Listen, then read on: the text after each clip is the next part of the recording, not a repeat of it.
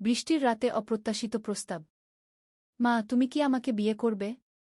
এই বৃষ্টির রাতে আমি আর লুকিয়ে রাখতে পারছি না গে। গতকাল রাতে ভয়ানক ঝড় বৃষ্টি হচ্ছিল। বিদ্যুৎ চলে গিয়েছিল ঘণ্টাখানেক আগে। মোমবাতির আলো বসেছিলাম। হঠাৎ ছেলে আমার পাশে এসে বসল। বজ্রপাতের শব্দে ভয় পেয়ে আমার হাত ধরল। কিন্তু বিদ্যুৎ ফিরে আসার পরও সে আমার হাত ছাড়ল না।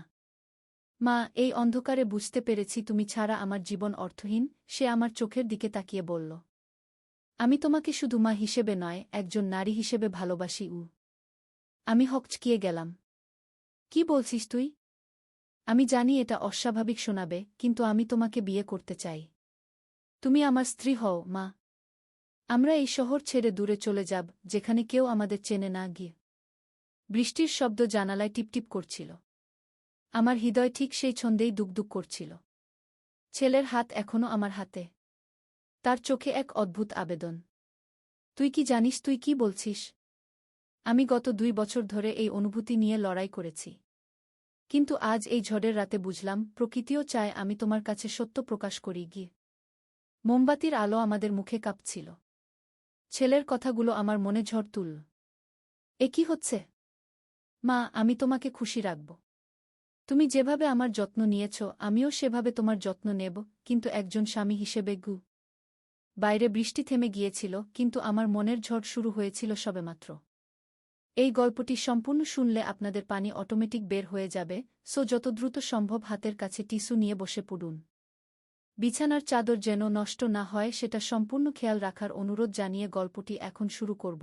তার আগে সর্বশেষ অনুরোধ, দয়া করে এমন পানি বের করার গল্প নিয়মিত শুনতে আমাদের চ্যানেলটি সকলেই সাবস্ক্রাইব করুন। ধন্যবাদ। হ্যালো বন্ধুরা, আমার নাম প্রিয়াঙ্কা সরকার। আমার বয়স 39 বছর। আমার স্বামীর নাম রাজীব সরকার, বয়স 52 বছর। আমাদের 2 সন্তান, রাহুল আর রিয়া। রাহুল 21 বছর বয়সী, বিশ্ববিদ্যালয়ে পড়ে।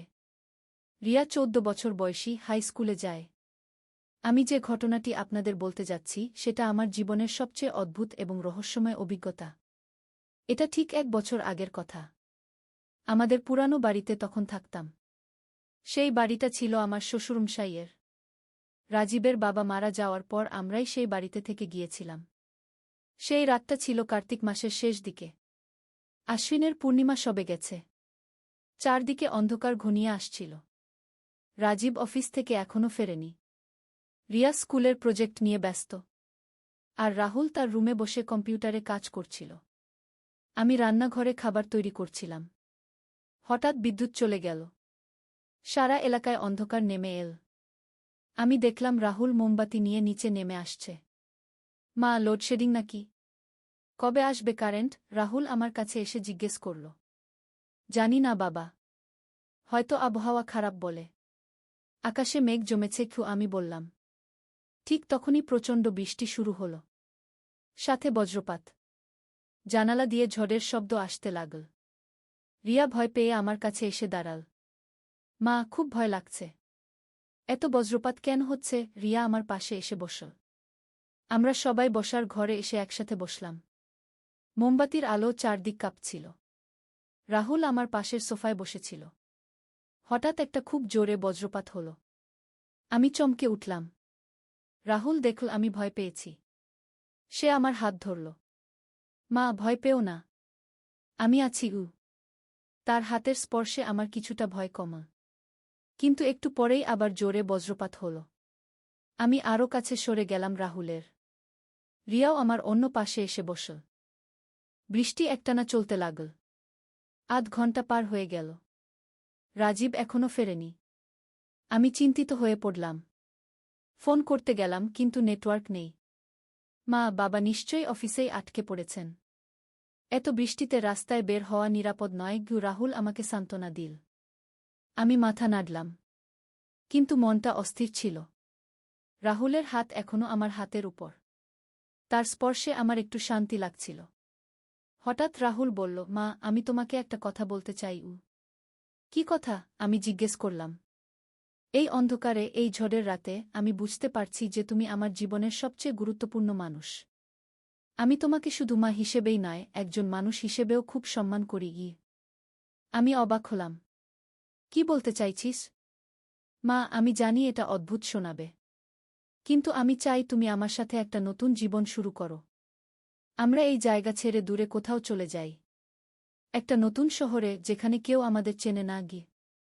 আমার মাথা ঘুরতে লাগল। তুই কি বলছিস রাহুল? আমি তো তোর মা গু। হ্যাঁ মা, কিন্তু আমি চাই তুমি আমার সাথে বিয়ে করো, রাহুল স্পষ্ট করে বলল। আমি হতবাক হয়ে গেলাম। এ কি শুনছি? রিয়া তখনও আমার পাশে বসে। সে কিছু বুঝতে পারছে না। রাহুল, তুই কি বলছিস? আমি তোর মা। এসব কথা বলতে নেই, আমি কঠিন গলায় বললাম। মা, আমি গত 2 বছর ধরে এই চিন্তায় আছি। আমি তোমাকে ভালোবাসি। শুধু মা হিসেবে নয়, একজন নারী হিসেবেও। তুমি এত সুন্দর, এত যত্নশীল। বাবা তোমার যোগ্য নয় গে। থাম। এসব কথা বলিস না। এটা ভুল। আমি রেগে গেলাম। কিন্তু রাহুল থামল না। মা দেখো, বাবা সারাদিন অফিসে থাকেন। তোমার সাথে সময় কাটান না। আমিই তোমার সবচেয়ে কাছের মানুষ। আমিই তোমাকে সবচেয়ে বেশি বুঝি গিয়ে। বজ্রপাত আবার হল। আমার মনেও ঝড় বইছিল। এ কি শুনছি? আমার নিজের ছেলে আমাকে এসব কি বলছে? রাহুল, তুই মাথা খারাপ করেছিস? এসব কথা ভেবেও দেখতে নেই গিয়ে আমি উঠে দাঁড়ালাম। কিন্তু রাহুল আমার হাত ধরে রাখল। মা, আমি সিরিয়াস। আমি তোমাকে বিয়ে করতে চাই। আমরা এই শহর ছেড়ে অন্য কোথাও চলে যাব। নতুন নাম নিয়ে, নতুন পরিচয় নিয়ে। সেখানে তুমি আমার স্ত্রী হবে গু। আমার সারা শরীর কাঁপতে লাগল। এ কি হচ্ছে? আমার ছেলে আমাকে এসব কি বলছে? ঠিক তখনই বিদ্যুৎ ফিরে এল। আলো জ্বলে উঠল। আমি রাহুলের দিকে তাকালাম। তার চোখে একটা অদ্ভুত চাহনি। এ যেন আমার চেনা ছেলে নয়। রাহুল, তুই ঠিক আছিস? আমি জিজ্ঞেস করলাম। রাহুল হঠাৎ চোখ কচলাতে লাগল। কি? কি হল মা? আমি কোথায়? এত আলো কেন? আমি অবাক হলাম। তুই কি বলছিলি একটু আগে, মনে নেই? রাহুল মাথা চুলকাল। আমি কিছুই মনে করতে পারছি না মা। আমার মাথাটা খুব ভার লাগছে গু। রিয়াও অবাক হয়ে দাদাকে দেখছিল। দাদা, তুমি তো মায়ের সাথে অদ্ভুত সব কথা বলছিলে গু। কি কথা? রাহুল জিজ্ঞেস করল। আমি ভাবলাম কি বলবো। হয়তো অন্ধকার আর ঝড়ের মধ্যে রাহুলের মানসিক অবস্থা একটু বিগড়ে গিয়েছিল। এখন আলো জ্বলতেই সে স্বাভাবিক হয়ে গেছে। কিছু না বাবা। হয়তো ভয় পেয়েছিলি গু, আমি বললাম। এমন সময় রাজীব ফিরে এল। সে খুব ভিজেছিল। এত বৃষ্টি। রাস্তায় জল জমে গেছে। কোনো রকমে পৌঁছলাম ঘ। রাজীব ড্রেস চেঞ্জ করে এল। আমরা সবাই একসাথে খাবার খেলাম। রাহুল স্বাভাবিক আচরণ করছিল। যেন কিছুই হয়নি। কিন্তু আমার মনে সেই কথাগুলো বারবার ঘুরপাক খাচ্ছিল। সেই রাতে আমার ঘুম আসেনি। রাহুলের সেই কথাগুলো আমার কানে বাজছিল। মা, আমি তোমাকে বিয়ে করতে চাই। ও এ কি ভাবছিল সে? পরের দিন সকালে রাহুল স্বাভাবিকভাবে কলেজে গেল। কিন্তু আমি অস্থির ছিলাম। রাজীবকেও কিছু বলতে পারলাম না। এমন কথা কিভাবে বলবো? দুপুরে রাহুল কলেজ থেকে ফিরল। সে স্বাভাবিক আচরণ করছিল। আমাকে দেখে হাসল। মা, আজ কি রান্না করেছ? তোর প্রিয় ভাত, ডাল আর মাছ গু, আমি বললাম। বাহ, চল খাই গু। রাহুল খুশি হয়ে খেতে বসল। খাওয়ার সময় আমি রাহুলকে লক্ষ্য করছিলাম। সে কি সত্যিই কিছু মনে রাখেনি? নাকি ভান করছে? সন্ধ্যাবেলা রাহুল আমার কাছে এল। মা, গতকাল রাতের কথা আমার একটু একটু মনে পড়ছে গি। আমার হৃদয় দুকদুক করতে লাগল। কি মনে পড়ছে? আমি তোমাকে কি যেন বলেছিলাম। অন্ধকারে। কিন্তু ঠিক মনে করতে পারছি না ঘি। রাহুল মাথা চুলকাল। তুই ভয় পেয়েছিলি? কিছু না ঘি, আমি এড়িয়ে গেলাম। না মা, আমার মনে হচ্ছে আমি তোমাকে কিছু একটা গুরুত্বপূর্ণ কথা বলেছিলাম। কিন্তু কি? আমি চুপ করে রইলাম। কি বলবো? এভাবে দিন কাটতে লাগল। রাহুল মাঝে মাঝে চেষ্টা করত গত রাতের কথা মনে করতে। কিন্তু পারত না। আর আমি ভাবতাম এসব কি হল? কিছুদিন পর আমি একটা অদ্ভুত ব্যাপার লক্ষ্য করলাম। আমাদের বাড়ির পুরানো আয়নাটা মাঝে মাঝে অদ্ভুত আলো ছড়াচ্ছে।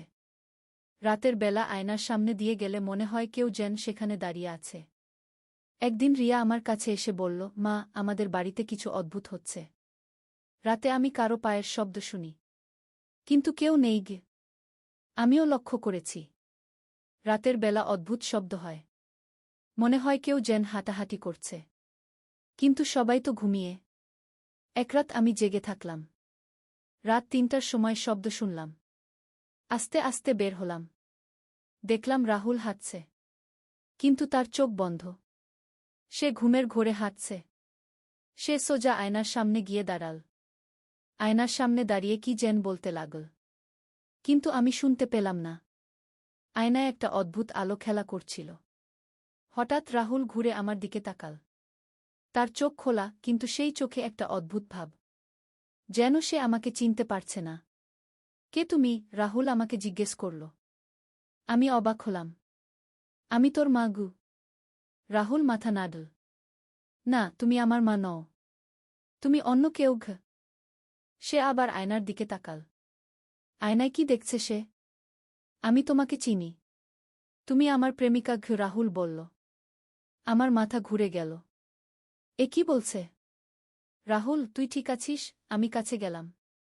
রাহুল হঠাৎ আমার দিকে এগিয়ে এল। আমি তোমাকে বিয়ে করব। আমরা এই জায়গা ছেড়ে চলে যাব। ঠিক সেই মুহূর্তে আয়নাটা ভেঙে গেল। কাচের টুকরো ছড়িয়ে পড়ল। রাহুল চমকে জেগে উঠল। কি হল মা? এত শব্দ কেন? রাহুল অবাক হয়ে জিজ্ঞেস করল। আমি দেখলাম সে এখন স্বাভাবিক। আয়নাটা ভেঙে গেছে গি। রাহুল আয়নার দিকে তাকাল। কিভাবে ভাঙল? আমি কিছু বললাম না। ভোর পর্যন্ত জেগে রইলাম। ভাবছিলাম এসব কি হচ্ছে। রাহুলের কি সমস্যা হয়েছে? পরের দিন আমি রাহুলকে ডাক্তার দেখাতে নিয়ে গেলাম। ডাক্তার বলল, কোনো সমস্যা নেই, হয়তো চাপে আছে, বিশ্রাম নিতে বলুন ঘু। কিন্তু আমি জানতাম এটা সাধারণ কিছু নয়। আমাদের বাড়িতে কিছু অস্বাভাবিক ঘটছে। আয়নাটা ভাঙার পর থেকে রাহুলের আচরণ আবার স্বাভাবিক হয়ে গিয়েছিল। আমি ইন্টারনেটে সার্চ করলাম। জানতে পারলাম পুরানো আয়না মাঝে মাঝে অদ্ভুত শক্তি ধরে রাখে। সেই শক্তি মানুষের মনকে প্রভাবিত করতে পারে। আমি বুঝলাম রাহুলের সমস্যা ছিল সেই আয়নার কারণে। আয়নায় কোনো অশুভ শক্তি ছিল যা রাহুলকে প্রভাবিত করছিল। রাতে ঘুমের ঘোরে সে আয়নার কাছে যেত এবং সেই শক্তির প্রভাবে পড়ত। আয়না ভেঙে যাওয়ার পর রাহুল স্বাভাবিক হয়ে গেল। সে আর কখনো সেই রাতের কথা মনে করতে পারেনি। আর আমিও কাউকে কিছু বলিনি। তবে আমি ঠিক করলাম আমাদের বাড়ি থেকে সব পুরানো জিনিসপত্র সরিয়ে দেব। কে জানে আর কি কি অশুভ শক্তি লুকিয়ে আছে। এভাবেই শেষ হল আমাদের সেই রহস্যময় অভিজ্ঞতা। রাহুল এখন স্বাভাবিক জীবনযাত্রা করছে। কলেজ থেকে পাশ করে চাকরি খুঁজছে। সে আর কখনো আমাকে সেই ধরনের কথা বলেনি। কিন্তু আমি মাঝে মাঝে ভাবি, যদি সেই আয়না না ভাঙত তাহলে কি হতো? রাহুল কি সত্যিই তার ভুল পথে চলে যেত? আমি বুঝেছি কিছু পুরানো বস্তুর মধ্যে নেগেটিভ এনার্জি থাকে। সেগুলো মানুষের মনকে প্রভাবিত করতে পারে। আমাদের বাড়ির সেই আয়নাটা হয়তো কোনো দুর্ঘটনার সাক্ষী ছিল। আমি পরে রাজীবের কাছ থেকে জানলাম যে সেই আয়নাটা তার দাদামশাইয়ের আমল থেকে ছিল। তার দাদামশাই সেটা কিনেছিলেন একটা পুরানো বাড়ি থেকে। সেই বাড়িতে নাকি একসময় একটা ট্র্যাজেডি ঘটেছিল। কয়েক মাস পর আমি সেই পুরানো বাড়ির খোঁজ নিলাম। জানতে পারলাম সেই বাড়িতে ৩০ বছর আগে একটা ভয়ানক ঘটনা ঘটেছিল। একটা ছেলে তার নিজের মায়ের প্রেমে পড়ে গিয়েছিল। সে তার মাকে বিয়ে করার প্রস্তাব দিয়েছিল। তার মা রাগে লজ্জায় আত্মহত্যা করেছিলেন। আর সেই ছেলেও কয়েকদিন পর পাগল হয়ে গিয়েছিল। এই কাহিনী শুনে আমার পুরো শরীর কেঁপে উঠল। বুঝলাম সেই আয়নায় সেই ছেলেটার আত্মা আটকে ছিল। আর সেই আত্মা আমার রাহুলকে প্রভাবিত করছিল। রাহুলের মুখ দিয়ে সেই আত্মাই আমাকে সেই কথাগুলো বলেছিল। আমি একটা পণ্ডিত মহাশয়ের কাছে গেলাম। তিনি বললেন, আয়না ভেঙে গেলে সেই আত্মা মুক্তি পেয়েছে। এখন আর কোনো সমস্যা হবে না গি। সত্যিই তাই হল। রাহুল আর কখনো সেই রকম আচরণ করেনি। সে এখন একটা সফটওয়্যার কোম্পানিতে চাকরি করে। তার একটা গার্লফ্রেন্ড আছে। সে খুব স্বাভাবিক জীবনযাত্রা করছে। কিন্তু আমি মাঝে মাঝে ভাবি, যদি সেই রাতে বৃষ্টি না হতো, যদি বিদ্যুৎ না যেত, যদি আমরা সেই আয়নার সামনে না যেতাম, তাহলে কি সেই ভুতুড়ে শক্তি রাহুলকে প্রভাবিত করতে পারত না? এখন আমি বুঝি প্রকৃতি আমাদের রক্ষা করেছিল। সেই ঝড় বৃষ্টি বজ্রপাত সবকিছুই হয়েছিল যাতে সেই আয়নার অশুভ শক্তি বেরিয়ে আসে এবং আমরা তার থেকে মুক্তি পাই।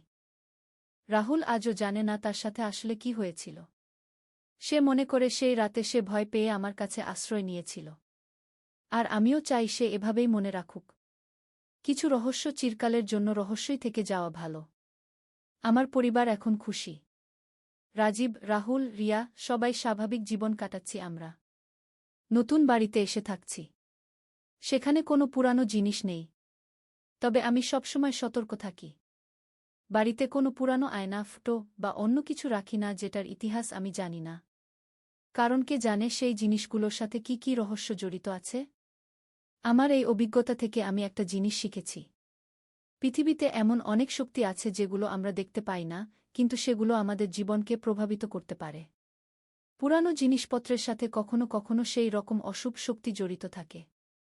এখন যখনই কোথাও পুরানো বাড়ি বা পুরানো জিনিস দেখি আমি সাবধান হয়ে যাই।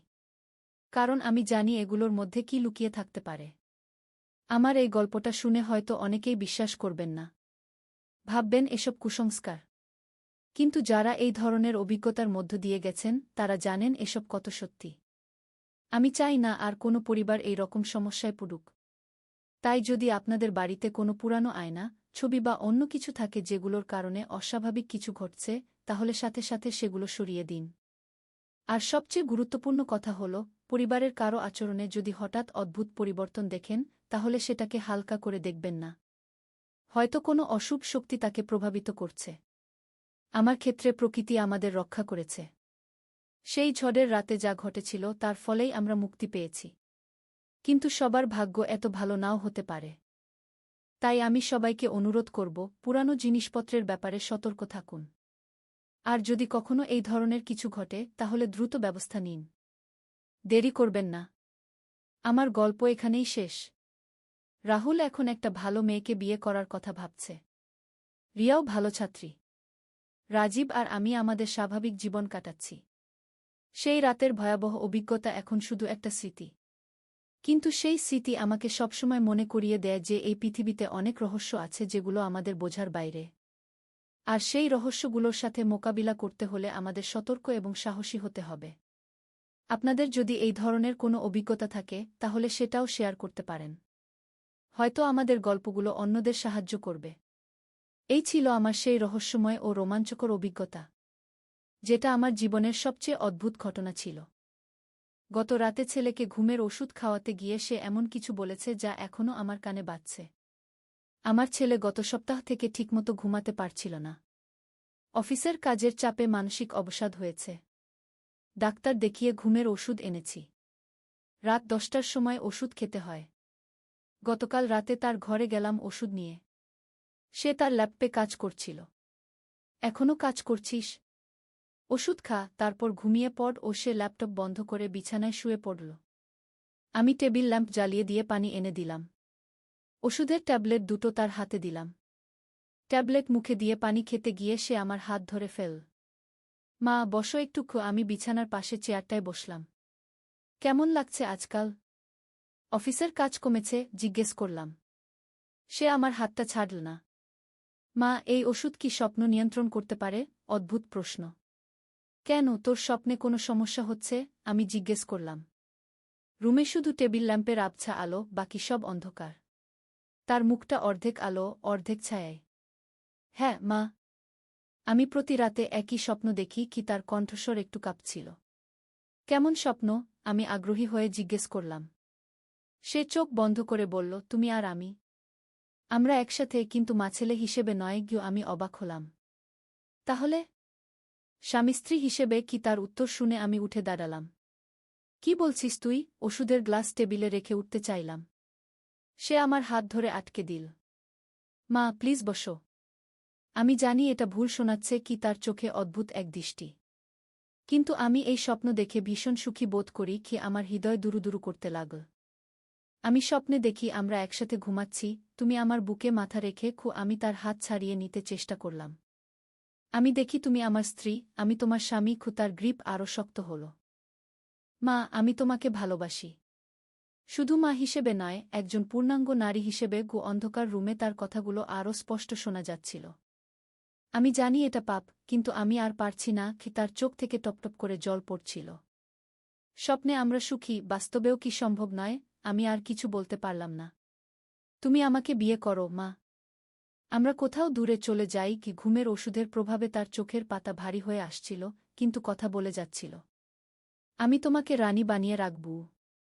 এই গল্পটি সম্পূর্ণ শুনলে আপনাদের পানি অটোমেটিক বের হয়ে যাবে, সো যত দ্রুত সম্ভব হাতের কাছে টিস্যু নিয়ে বসে পড়ুন। বিছানার চাদর যেন নষ্ট না হয় সেটা সম্পূর্ণ খেয়াল রাখার অনুরোধ জানিয়ে গল্পটি এখন শুরু করব। তার আগে সর্বশেষ অনুরোধ, দয়া করে এমন পানি বের করার গল্প নিয়মিত শুনতে আমাদের চ্যানেলটি সকলেই সাবস্ক্রাইব করুন। ধন্যবাদ। হ্যালো বন্ধুরা, আমার নাম রুবিনা খান। আমার বয়স ৪৪ বছর। আমার স্বামীর নাম রফিক খান, বয়স ৪৭ বছর। আমাদের ২ সন্তান, সোহেল আর রিনা। সোহেল ২১ বছর বয়সী, ইউনিভার্সিটিতে পড়ে। রিনা ১৪ বছর বয়সী, হাই স্কুলে যায়। ওষুধের প্রভাবে সোহেল ঘুমিয়ে গেল। কিন্তু আমি সারারাত ঘুমাতে পারলাম না। তার কথাগুলো বারবার মনে আসছিল। সকালে উঠেই দেখি সোহেল স্বাভাবিক। কাল রাতের কথা মনেই নেই বোধহয়। আমিও কিছু বললাম না। কিন্তু ভেতর ভেতর একটা অস্বস্তি কাজ করছিল। কয়েকদিন পর আবার একই ঘটনা। রাতে ওষুধ দিতে গেলাম। এবার সে জেগেছিল। মা, তুমি কি আমার স্বপ্নের কথা মনে রেখেছ? আমি চমকে গেলাম। কোনো স্বপ্ন? মিথ্যে বললাম। সেদিন যে কথা বলেছিলাম সেটা কি? তার চোখে আবার সেই অদ্ভুত দৃষ্টি। আমি তোমাকে ভালোবাসি, মাগি। তুই পাগল হয়ে গেছিস? এসব কি বলছিস? আমি রেগে বললাম। না মা, আমি একদম ঠিক আছি। আমি তোমার প্রতি যে অনুভূতি করি সেটা স্বাভাবিক মা-ছেলের সম্পর্কের চেয়ে অনেক বেশি। তার কথায় আমি আরও অস্বস্তি বোধ করলাম। এদিকে আমার স্বামী রফিক শেষ কয়েক মাস ধরে অফিসের কাজে খুব ব্যস্ত। প্রায় বিদেশ যেতে হয়। ঘরে তেমন থাকে না। আমি একা একা বিরক্ত হয়ে যাই। রিনাও বোর্ডিং স্কুলে। তাই ঘরে মূলত আমি আর সোহেল। সোহেলের এই অদ্ভুত আচরণ দিন দিন বাড়তে থাকল। কখনো আমার সাথে খুব কাছে বসত, কখনো হঠাৎ করে জড়িয়ে ধরত। মা, তুমি অনেক সুন্দরী। বাবা তোমার যত্ন নেয় না? এমন কথা বলত। এক রাতে আমি রান্নাঘরে কাজ করছিলাম। সোহেল এসে পেছন থেকে জড়িয়ে ধরল। কি করছিস? ছেড়ে দে আমাকে। আমি তার হাত সরিয়ে দিতে চাইলাম। মা, আমি তোমাকে ছাড়তে পারি না। তার কণ্ঠে একটা আকুতি। আমি তোমার জন্য পাগল হয়ে যাচ্ছি। তুই সত্যিই পাগল হয়ে গেছিস। ছেড় আমাকে। আমি জোর করে তার হাত সরিয়ে দিলাম। কিন্তু সে আবার জড়িয়ে ধরল। এবার আরও শক্ত করে। মা, আমি তোমাকে ভালোবাসি। তুমিও কি আমাকে ভালোবাসো? হ্যাঁ, ভালোবাসি। তুই তো আমার ছেলে। আমি বললাম। না মা, আমি সেই ভালোবাসার কথা বলছি না। আমি তোমাকে একজন পুরুষ যেমন তার প্রিয় নারীকে ভালোবাসে সেভাবে ভালোবাসি। তার এই কথায় আমি একদম ভ্যাবাচ্চাকা খেয়ে গেলাম। তুই কি বলছিস? এসব কথা আর বলবি না। আমি রান্নাঘর থেকে বেরিয়ে নিজের রুমে চলে গেলাম। দরজা লক করে দিলাম। কিছুক্ষণ বাদে দরজায় টোকা। মা, দরজা খোলো। সোহেলের গলা। যা তোর রুমে গিয়ে ঘুমা। আমি বললাম। মা, প্লিজ একবার দরজা খোলো। আমার সাথে কথা বলো। তার গলায় কান্নার সুর। আমি দরজা খুলে দিলাম। সোহেল কাঁদছিল। মা, আমি জানি এটা ভুল। কিন্তু আমি কিছু করতে পারছি না। আমার ভেতর একটা তীব্র আকর্ষণ কাজ করে তোমার প্রতি। তার চোখ লাল হয়ে গেছে কান্নায়। তুই ডাক্তার দেখা। মানসিক কোনো সমস্যা হয়েছে? আমি বললাম। না মা, আমার কোনো সমস্যা নেই। আমি শুধু তোমাকে ভালোবাসি। সে আমার হাত ধরল। তুমি কি আমার এই ভালোবাসা বুঝতে পারছ? না, আমি কিছুই বুঝতে পারছি না। তুই আমার ছেলে, আমি তোর মা। এর বেশি কিছু হতে পারে না। আমি তার হাত ছাড়িয়ে নিলাম। মা, কিন্তু আমার কাছে তুমি শুধু মা নও। তুমি একজন নারী, খুব সুন্দর একজন নারী। এরপর থেকে সোহেলের আচরণ আরও অদ্ভুত হয়ে গেল। আমাকে দেখলেই অন্যরকম চোখে তাকাত। আমি খুব অস্বস্তি বোধ করতাম। কখনো বাথরুমে গোসল করার সময় দরজার বাইরে দাঁড়িয়ে থাকত। আমি বুঝতে পারতাম। একদিন আমি অফিস থেকে এসে দেখি সোহেল আমার ড্রেসিং টেবিলের সামনে বসে আছে। আমার পারফিউম শুকছে। কি করছিস এখানে? আমি জিজ্ঞেস করলাম। মা, তোমার সুগন্ধ অনেক ভালো লাগে। আমি এটা শুঁকছিলাম কি তার উত্তরে আমি আরও অবাক হলাম। তোর রুমে যা। এখানে কেন এসেছিস? আমি বললাম। মা, আমি তোমার কাছে থাকতে ভালোবাসি। তোমার সবকিছু আমার ভালো লাগে। কুশে উঠে দাঁড়িয়ে আমার কাছে এলো। তোমার চুল, তোমার চোখ, তোমার ঠোঁট, সবকিছু গু। তুই সত্যিই পাগল হয়ে গেছিস। বাইরে যা গিয়ে আমি তাকে রুম থেকে বের করে দিলাম। কিন্তু মনের ভেতর একটা অদ্ভুত অনুভূতি কাজ করছিল। একজন যুবক আমাকে নিয়ে এতটা পাগল, এটা মন্দ লাগছিল না। সেদিন রাতে রফিক ফোন করল। আমি আরও 2 সপ্তাহ দেরি করে ফিরব। একটা নতুন প্রজেক্ট এসেছে। আমি হতাশ হয়ে গেলাম। আবার দেরি? আমি একা একা বিরক্ত হয়ে যাচ্ছি। সরি রুবিনা, কিছু করার নেই। ফোন রেখে দিলাম। মনটা খারাপ হয়ে গেল। আমার স্বামী আমার যত্ন নেয় না, অন্যদিকে ছেলে আমাকে নিয়ে পাগল। কি অদ্ভুত পরিস্থিতি। পরদিন সোহেল আমার কাছে এসে বলল, মা, বাবা কি আর ফিরছে না? ফিরবে, কিন্তু আরও 2 সপ্তাহ দেরি। আমি জবাব দিলাম, তাহলে তো আমরা একসাথে অনেক দিন থাকব। তার মুখে একটা খুশির ভাব। হ্যাঁ, কিন্তু তুই আবার কোনো বাজে কথা বলবি না। আমি সতর্ক করে দিলাম। মা, আমি তো শুধু তোমাকে ভালোবাসার কথাই বলি। এতে বাজে কি? তার প্রশ্নে আমি কি জবাব দেব বুঝতে পারলাম না। সেই রাতে আমি বিছানায় শুয়েছিলাম। হঠাৎ দরজায় আস্তে করে টোকা। কে? আমি জিজ্ঞেস করলাম। আমি, সোহেল। কি চাই? মা, ঘুম আসছে না। একটু তোমার পাশে শুতে পারি? আমি অবাক হলাম। কেন? তোর রুমে গিয়ে ঘুমাগু। প্লিজ মা, শুধু আজকে। তার গলায় অনুনয়।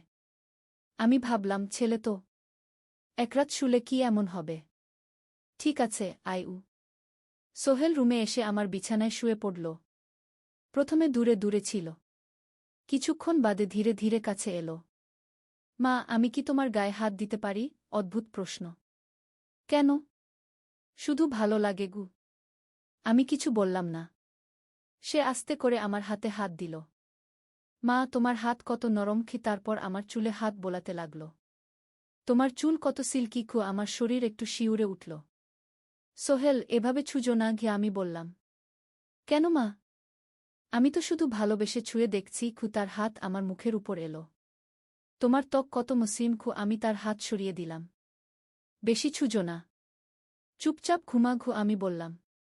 কিন্তু সোহেল চুপ থাকল না। মা, আমি তোমাকে জড়িয়ে ধরে ঘুমাতে পারি? না, পারবি না। আমি দৃঢ়ভাবে বললাম। কিন্তু কিছুক্ষণ বাদেই অনুভব করলাম সে আমার কাছে চলে এসেছে। তার শরীর আমার শরীরের সাথে লেগে গেছে।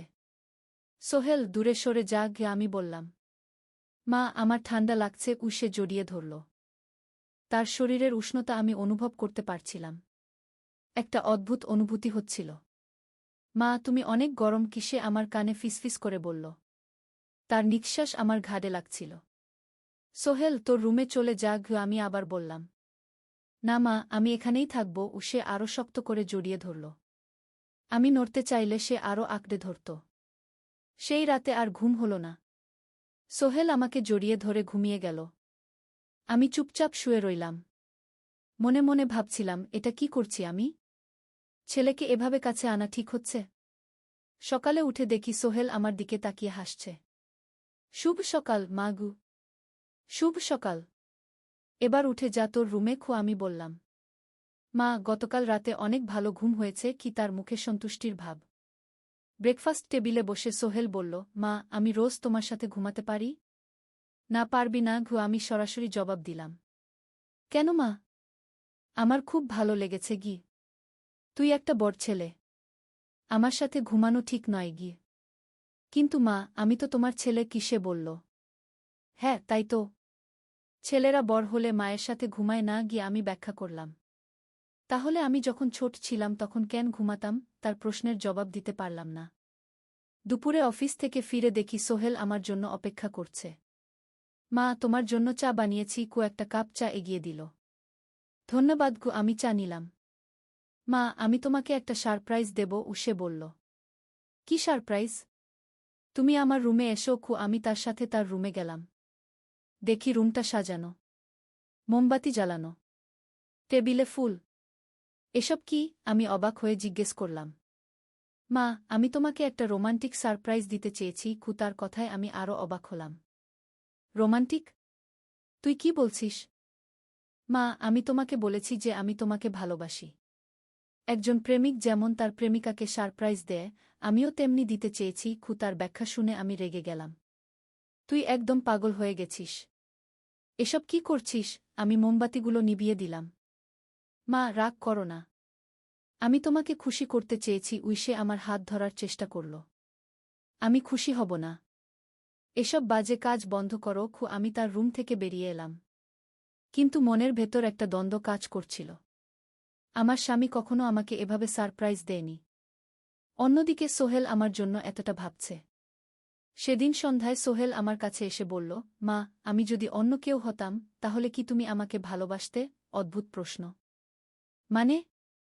যদি আমি তোমার ছেলে না হয়ে অন্য কোনো পুরুষ হতাম তাহলে কি তুমি আমাকে ভালোবাসতে? এসব কি প্রশ্ন করছিস? আমি বিরক্ত হয়ে বললাম। মা, একটা উত্তর দাও না। সে পিডাপিডি করল। আমি জানি না। এসব নিয়ে ভাবি না। গিয়ে আমি এড়িয়ে গেলাম। মা, তুমি একবার কল্পনা করো যে আমি তোমার ছেলে নই। আমি একজন অচেনা পুরুষ।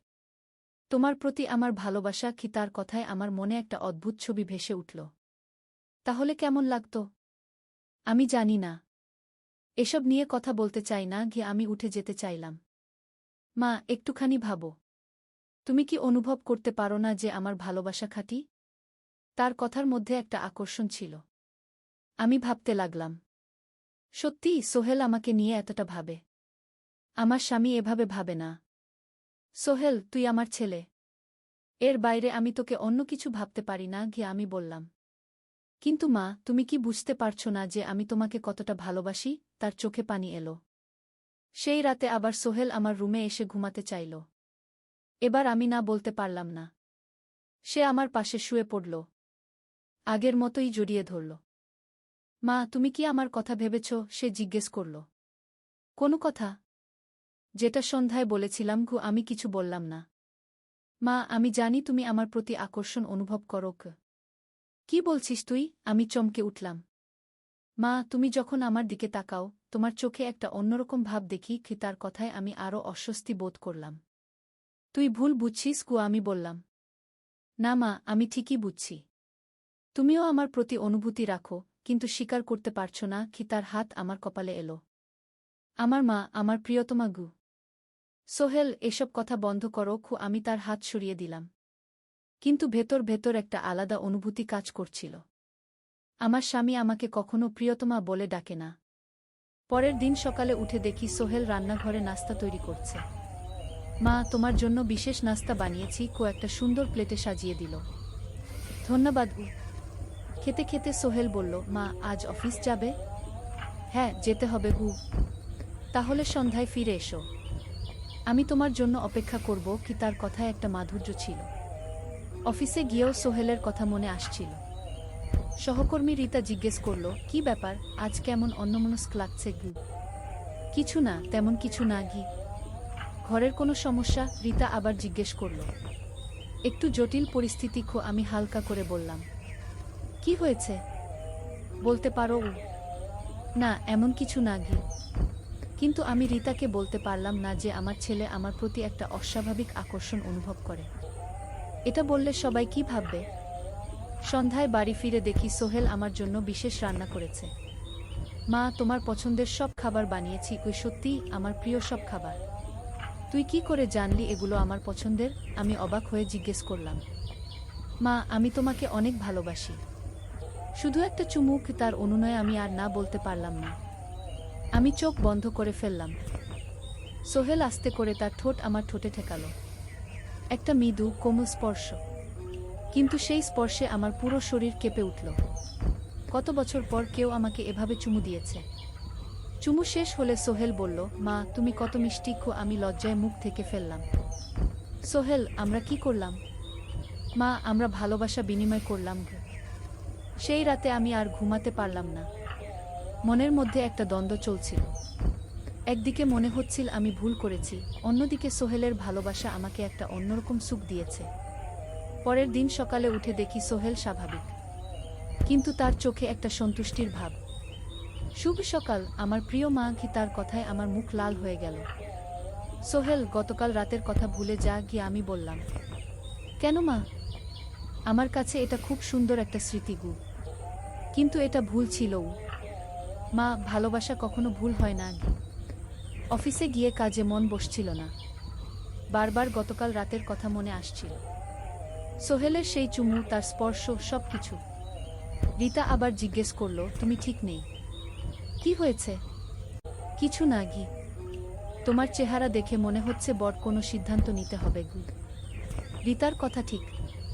আমাকে সত্যিই একটা সিদ্ধান্ত নিতে হবে। সোহেলের এই আচরণ আমি মেনে নেব নাকি বন্ধ করব? সন্ধ্যায় বাড়ি ফিরে দেখি সোহেল আমার জন্য অপেক্ষা করছে। মা, আজ আমাদের কথা বলা দরকার। কি নিয়ে? আমাদের সম্পর্ক নিয়ে কি? আমরা বসার রুমে বসলাম। সোহেল বলল, মা, আমি জানি তুমি দ্বিধায় আছো, কিন্তু আমি তোমাকে বলতে চাই যে আমার ভালোবাসা খাঁটি। সোহেল, এটা সামাজিকভাবে গ্রহণযোগ্য নয় গু। মা, সমাজ কি বলবে সেটা আমার কাছে গুরুত্বপূর্ণ নয়। আমার কাছে গুরুত্বপূর্ণ তুমি কি। তার কথায় আমি মুগ্ধ হলাম। তুমি আমাকে সুখী করতে পারো, আমিও তোমাকে সুখী করতে পারি গু। কিন্তু আমি তোর মা গু। আমি বললাম, হ্যাঁ, তুমি আমার মা, কিন্তু তুমি একটা নারী, একটা সুন্দর, আকর্ষণীয় নারী। তার প্রশংসায় আমার মন ভালো হয়ে গেল। আমার বয়স তোর চেয়ে অনেক বেশি। কেউ আমি আপত্তি করলাম।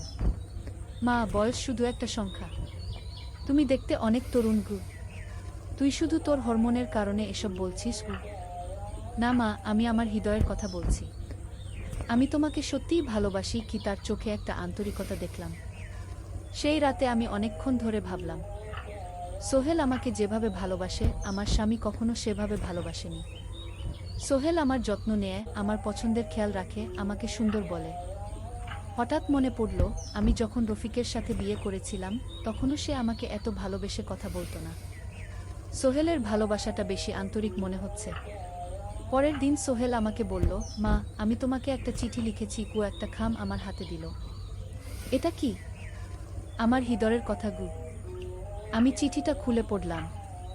সোহেল লিখেছে, প্রিয় মা, আমার সবচেয়ে ভালোবাসার মানুষ, তুমি শুধু আমার মা নও, তুমি আমার প্রেরণা, আমার স্বপ্ন, আমার জীবনের অর্থ। তোমাকে ছাড়া আমি বাঁচতে পারবো না। তুমি আমার ভালোবাসা গ্রহণ করো। আমি তোমাকে সারা জীবন সুখী রাখব। ইতি, তোমার সোহেল গু। চিঠি পড়ে আমার চোখে পানি এলো। এত সুন্দর করে কেউ কখনো আমাকে ভালোবাসার কথা বলেনি। কেমন লেগেছে? সোহেল জিজ্ঞেস করল। খুব ভালো লেগেছে খু। আমি সত্যি বললাম। মা, তুমি কি আমার প্রস্তাব গ্রহণ করবে? আমি দীর্ঘক্ষণ নীরব থাকলাম। তারপর বললাম, সোহেল, আমি তোমার ভালোবাসা বুঝতে পারছি। তুমি সত্যিই আমাকে ভালোবাসো। তার মুখে খুশির ভাব। কিন্তু এটা সমাজে গ্রহণযোগ্য নয়। গিয়ে আমি আবার বললাম, মা, আমরা সমাজের জন্য বাঁচি না, আমরা নিজেদের জন্য বাঁচি গু। তোর বাবা ফিরে এলে কি হবে? বাবার সাথে আমি কথা বলবো। আমি তাকে বুঝিয়ে বলবো কি। সোহেলের উত্তরে আমি অবাক হলাম। তুই তোর বাবাকে বলবি যে তুই আমাকে ভালোবাসিস? হ্যাঁ মা, আমি সব সত্য কথা বলবো। আমি তোমাকে ভালোবাসি, তোমাকে সুখী করতে চাই। কি তার সাহসিকতা দেখে আমি মুগ্ধ হলাম। সেই রাতে আমি একটা সিদ্ধান্ত নিলাম। আমি সোহেলকে বলবো যে আমিও তাকে ভালোবাসি। না, মা হিসেবে নয়, একজন নারী হিসেবে। রাতে সোহেল আমার রুমে এলো। মা, আজ আমি তোমার সাথে ঘুমাবো? হ্যাঁ, আইগু। আমি রাজি হয়ে গেলাম। সে আমার পাশে শুয়ে পড়ল। সোহেল, আমার একটা কথা আছে কু। আমি বললাম, কি মা? আমি তোমার চিঠি পড়েছি, তোমার ভালোবাসার কথা বুঝেছি। কি তার চোখে আগ্রহ। আর আমি ঠিক করেছি যে কি। আমি থামলাম। কি ঠিক করেছ মা? আমিও তোমাকে ভালোবাসি। গিয়ে আমার কথা শুনে সোহেলের মুখ খুশিতে উজ্জ্বল হয়ে গেল। সত্যি মা? তুমি আমাকে ভালোবাসো? হ্যাঁ, আমি তোমাকে ভালোবাসি। শুধু মা হিসেবে নয়, একজন নারী হিসেবে। আমার স্বীকারোক্তি শুনে সে আমাকে জড়িয়ে ধরল। মা, আমি খুব খুশি। আমি তোমাকে সারা জীবন সুখী রাখব। কি তার কথায় আমার মন ভরে গেল। কিন্তু সোহেল, এটা আমাদের মধ্যে গোপন থাকবে গু। হ্যাঁ মা, যতক্ষণ না আমরা কোনো ব্যবস্থা করি। কি ব্যবস্থা? আমরা দূরে কোথাও চলে যাব, যেখানে কেউ আমাদের চেনে না গি। সোহেলের পরিকল্পনা শুনে আমি ভাবনায় পড়ে গেলাম। সত্যি, যদি আমরা দূরে কোথাও চলে যাই তাহলে আমাদের এই সম্পর্ক নিয়ে কেউ প্রশ্ন তুলবে না। কিন্তু রিনার কি হবে? আমি জিজ্ঞেস করলাম। রিনা তো বোর্ডিং স্কুলে, সে বাবার সাথে থাকবে কি? সোহেলের উত্তরে আমি একটু স্বস্তি পেলাম। সেই রাতে সোহেল আমাকে আরও কাছে জড়িয়ে ধরল। মা, আমি তোমাকে চুমু দিতে পারি? হ্যাঁ গো, আমি রাজি হয়ে গেলাম। সে আমার ঠোঁটে একটা দীর্ঘ চুমু দিল। এই চুমুতে আগের চেয়ে বেশি আবেগ ছিল। আমিও তাকে চুমু ফিরিয়ে দিলাম। মা, তুমি কত সুন্দর, সে আমার মুখের দিকে তাকিয়ে বলল। তুমিও খুব সুদর্শন। আমি তার প্রশংসা করলাম। সত্যি, সোহেল খুব সুন্দর ছেলে। আমরা একে অপরকে জড়িয়ে ধরে শুয়ে রইলাম। মা, আগামীকাল থেকে আমাদের নতুন জীবন শুরু। কি করব আমরা? আমরা স্বামী স্ত্রীর মতো থাকব। তার কথা শুনে আমার একটা আজীব রকমের সুখের অনুভূতি হলো। অনেকদিন পর মনে হলো কেউ আমাকে সত্যি ভালোবাসে। পরের দিন সকালে উঠে আমি সোহেলের জন্য বিশেষ নাস্তা তৈরি করলাম। তুমি কেন এত কষ্ট করছো? সে জিজ্ঞেস করল। তুমি আমার প্রিয় মানুষ, তোমার জন্য কষ্ট নয়, এটা ভালোবাসা গু। আমার কথা শুনে সোহেল আমাকে জড়িয়ে ধরল। মা, আমি তোমাকে অনেক ভালোবাসি গু। আমিও তোমাকে অনেক ভালোবাসি গু। কিন্তু হঠাৎ ফোনের রিং। রফিকের ফোন। হ্যালো রুবিনা, আমি পরশু দেশে ফিরছি। কে? এই খবরে আমার মন খারাপ হয়ে গেল। কি হয়েছে মা? সোহেল জিজ্ঞেস করল। তোর বাবা পরশু ফিরছে কি? তাহলে আমাদের তাড়াতাড়ি পরিকল্পনা করতে হবে। কি কি পরিকল্পনা? মা, আমরা আগামীকালই এই শহর ছেড়ে চলে যাব। সোহেলের প্রস্তাব শুনে আমি চমকে গেলাম। এত তাড়াতাড়ি? হ্যাঁ মা, নইলে বাবা এলে সমস্যা হবে। কি তার কথা ঠিক? রফিক এসে যদি আমাদের এই সম্পর্কের কথা জেনে যায় তাহলে বড় সমস্যা। কোথায় যাব আমরা? আমি জিজ্ঞেস করলাম। আমি চট্টগ্রামে একটা চাকরির ইন্টারভিউ দিয়েছিলাম, সেখানে চলে যাব। কিন্তু আমার চাকরি? মা, তুমি পদত্যাগপত্র দিয়ে দাও, আমি তোমার সব দায়িত্ব নেব। কি? সোহেলের কথায় আমি ভাবতে লাগলাম। সত্যি কি আমি সব ছেড়ে চলে যাব? সেদিন সারাদিন আমি চিন্তা করলাম। একদিকে আমার সংসার, চাকরি, পরিচিত জীবন, অন্যদিকে সোহেলের সাথে নতুন জীবন। সন্ধ্যায় সোহেল আমাকে বলল, মা, তুমি কি ঠিক করেছ? আমি যাব তোমার সাথে গু। আমার উত্তর শুনে সে খুশিতে আমাকে জড়িয়ে ধরল। সত্যি মা, তুমি আমার সাথে চলে যাবে? হ্যাঁ, আমি তোমার সাথে যাব। আমি চূড়ান্ত সিদ্ধান্ত নিলাম। তুমি আমাকে সুখী রাখতে পারবে তো? মা, আমি তোমাকে রানীর মতো রাখব, তোমার কোনো কষ্ট হতে দেব না। গীতার আশ্বাসে আমি নিশ্চিন্ত হলাম। সেই রাতে আমি অফিসে পদত্যাগপত্র লিখলাম। আমার ব্যাংক অ্যাকাউন্ট থেকে সব টাকা তুলে নিলাম। প্রয়োজনীয় কাগজপত্র গুছিয়ে নিলাম। সোহেলও তার প্রয়োজনীয় জিনিসপত্র গুছিয়ে নিল। মা, আগামীকাল সকালে আমরা ট্রেনে চট্টগ্রাম যাব গো। ঠিক আছে গি। সেই রাতে আমি আর ঘুমাতে পারলাম না। মনে হচ্ছিল আমি জীবনের সবচেয়ে বড় পরিবর্তনের দিকে এগিয়ে চলেছি। পরের দিন সকালে আমরা বাড়ি থেকে বের হলাম। সোহেল আমার হাত ধরে বলল, মা, এবার আমরা স্বামী স্ত্রী হিসেবে নতুন জীবন শুরু করব গো। ট্রেনে উঠে আমি জানালা দিয়ে পেছনে তাকালাম। আমার পুরনো জীবন ধীরে ধীরে অদৃশ্য হয়ে যাচ্ছিল। সোহেল আমার হাত ধরে বলল, মা, তুমি কি আফসোস করছো? না, আমি আফসোস করছি না গিয়ে আমি বললাম। আমি নতুন জীবনের জন্য উৎসুক। সত্যি আমার মনে কোনো আফসোস ছিল না, বরং একটা রোমাঞ্চ কাজ করছিল। চট্টগ্রাম পৌঁছে আমরা একটা হোটেলে উঠলাম। সোহেল বলল, মা, আমরা স্বামী স্ত্রী হিসেবে রুম নেব। হোটেলের রেজিস্টারে আমরা মি অ্যান্ড মিসেস সোহেল নামে সই করলাম। রুমে গিয়ে সোহেল আমাকে বলল, মা, এখন থেকে তুমি আমার স্ত্রী গো। হ্যাঁ, আমি তোমার স্ত্রী গো, আমি স্বীকার করলাম। সেই রাতে আমরা সত্যিকারের স্বামী স্ত্রীর মতো একসাথে থাকলাম। সোহেল আমাকে অনেক ভালোবাসা দিল, আমিও তাকে ভালোবাসলাম। কিন্তু রাত ৩টার দিকে হঠাৎ আমার ঘুম ভেঙে গেল। আমি হঠাৎ উঠে বসলাম। সোহেল আমার পাশে ঘুমাচ্ছিল। আমি ভাবতে লাগলাম, আমি কি করেছি? আমি আমার নিজের ছেলের সাথে। এটা তো সম্পূর্ণ ভুল, এটা তো পাপ। আমার মনে হঠাৎ অপরাধবোধ জাগল। আমি কিভাবে এমন কাজ করতে পারলাম? আমি তো একজন মা, আর সোহেল আমার ছেলে। আমি চুপচাপ উঠে জানালার পাশে গিয়ে দাঁড়ালাম। বাইরে চাঁদের আলো। আমার চোখে পানি এলো। আমি কি ভয়ানক ভুল করেছি! সোহেলের ঘুম ভাঙল। মা কি হয়েছে? তুমি কাঁদছো কেন? সোহেল, আমি ভুল করেছি। আমি কাঁদতে কাঁদতে বললাম। কি ভুল মা? আমি তোর সাথে এসেছি। এটা ভুল। আমার কথা শুনে সোহেল আমার কাছে এসে দাঁড়ালো। মা, তুমি কোনো ভুল করনি গি। আমি তোর মা, তুই আমার ছেলে। আমরা এভাবে থাকতে পারি না গি। আমি কান্নায় ভেঙে পড়লাম। সোহেল আমাকে সান্ত্বনা দেওয়ার চেষ্টা করল। মা, আমরা একে অপরকে ভালোবাসি। এতে ভুল কিছু নেই গু। না সোহেল, এটা ভুল। এটা সমাজে গ্রহণযোগ্য নয় গু। আমি হঠাৎ বুঝলাম যে আমি একটা বড় ভুল করেছি। আমার উচিত হবে বাড়ি ফিরে যাওয়া। আমার উচিত হবে স্বাভাবিক জীবনে ফিরে যাওয়া। সোহেল, আমি বাড়ি ফিরে যেতে চাই। আমি বললাম। না মা, তুমি ফিরে যেতে পারো না। আমরা এখন একসাথে গু। না সোহেল, আমি ভুল করেছি গু। সোহেল আমাকে জড়িয়ে ধরে বোঝানোর চেষ্টা করল। মা, তুমি আমাকে ছেড়ে যেতে পারো না। আমি তোমাকে ছাড়া বাঁচতে পারবো না গি। কিন্তু আমার মনে হচ্ছিল আমার উচিত বাড়ি ফিরে যাওয়া। আমার উচিত রফিকের কাছে ফিরে যাওয়া। যা হওয়ার হয়েছে, এখন স্বাভাবিক জীবনে ফিরে যেতে হবে। সকাল হলে আমি সোহেলকে বললাম, আমি বাড়ি ফিরে যাব গু। না মা, তুমি যেতে পারো না গি। আমি যাব সোহেল। তুইও আমার সাথে চল। কিন্তু সোহেল রাজি হলো না। আমি ফিরে যাব না। আমি এখানেই থাকবো গু। আমি বুঝলাম সোহেল আমাকে ছাড়তে চায় না। কিন্তু আমার মন ঠিক করা। আমি হোটেল থেকে বের হয়ে ট্রেন স্টেশনে চলে গেলাম। ঢাকার ট্রেনে উঠলাম। ট্রেনে বসে আমি ভাবছিলাম, আমি কি এক অদ্ভুত অভিজ্ঞতার মধ্য দিয়ে গেছি। আমার নিজের ছেলে আমাকে ভালোবেসেছে, আমিও তাকে ভালোবেসেছি।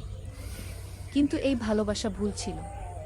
এটা সমাজে গ্রহণযোগ্য নয়। আমি একজন মা, সোহেল আমার ছেলে। আমাদের মধ্যে এরকম সম্পর্ক থাকা উচিত নয়। বাড়ি ফিরে এসে দেখি রফিক এসে গেছে।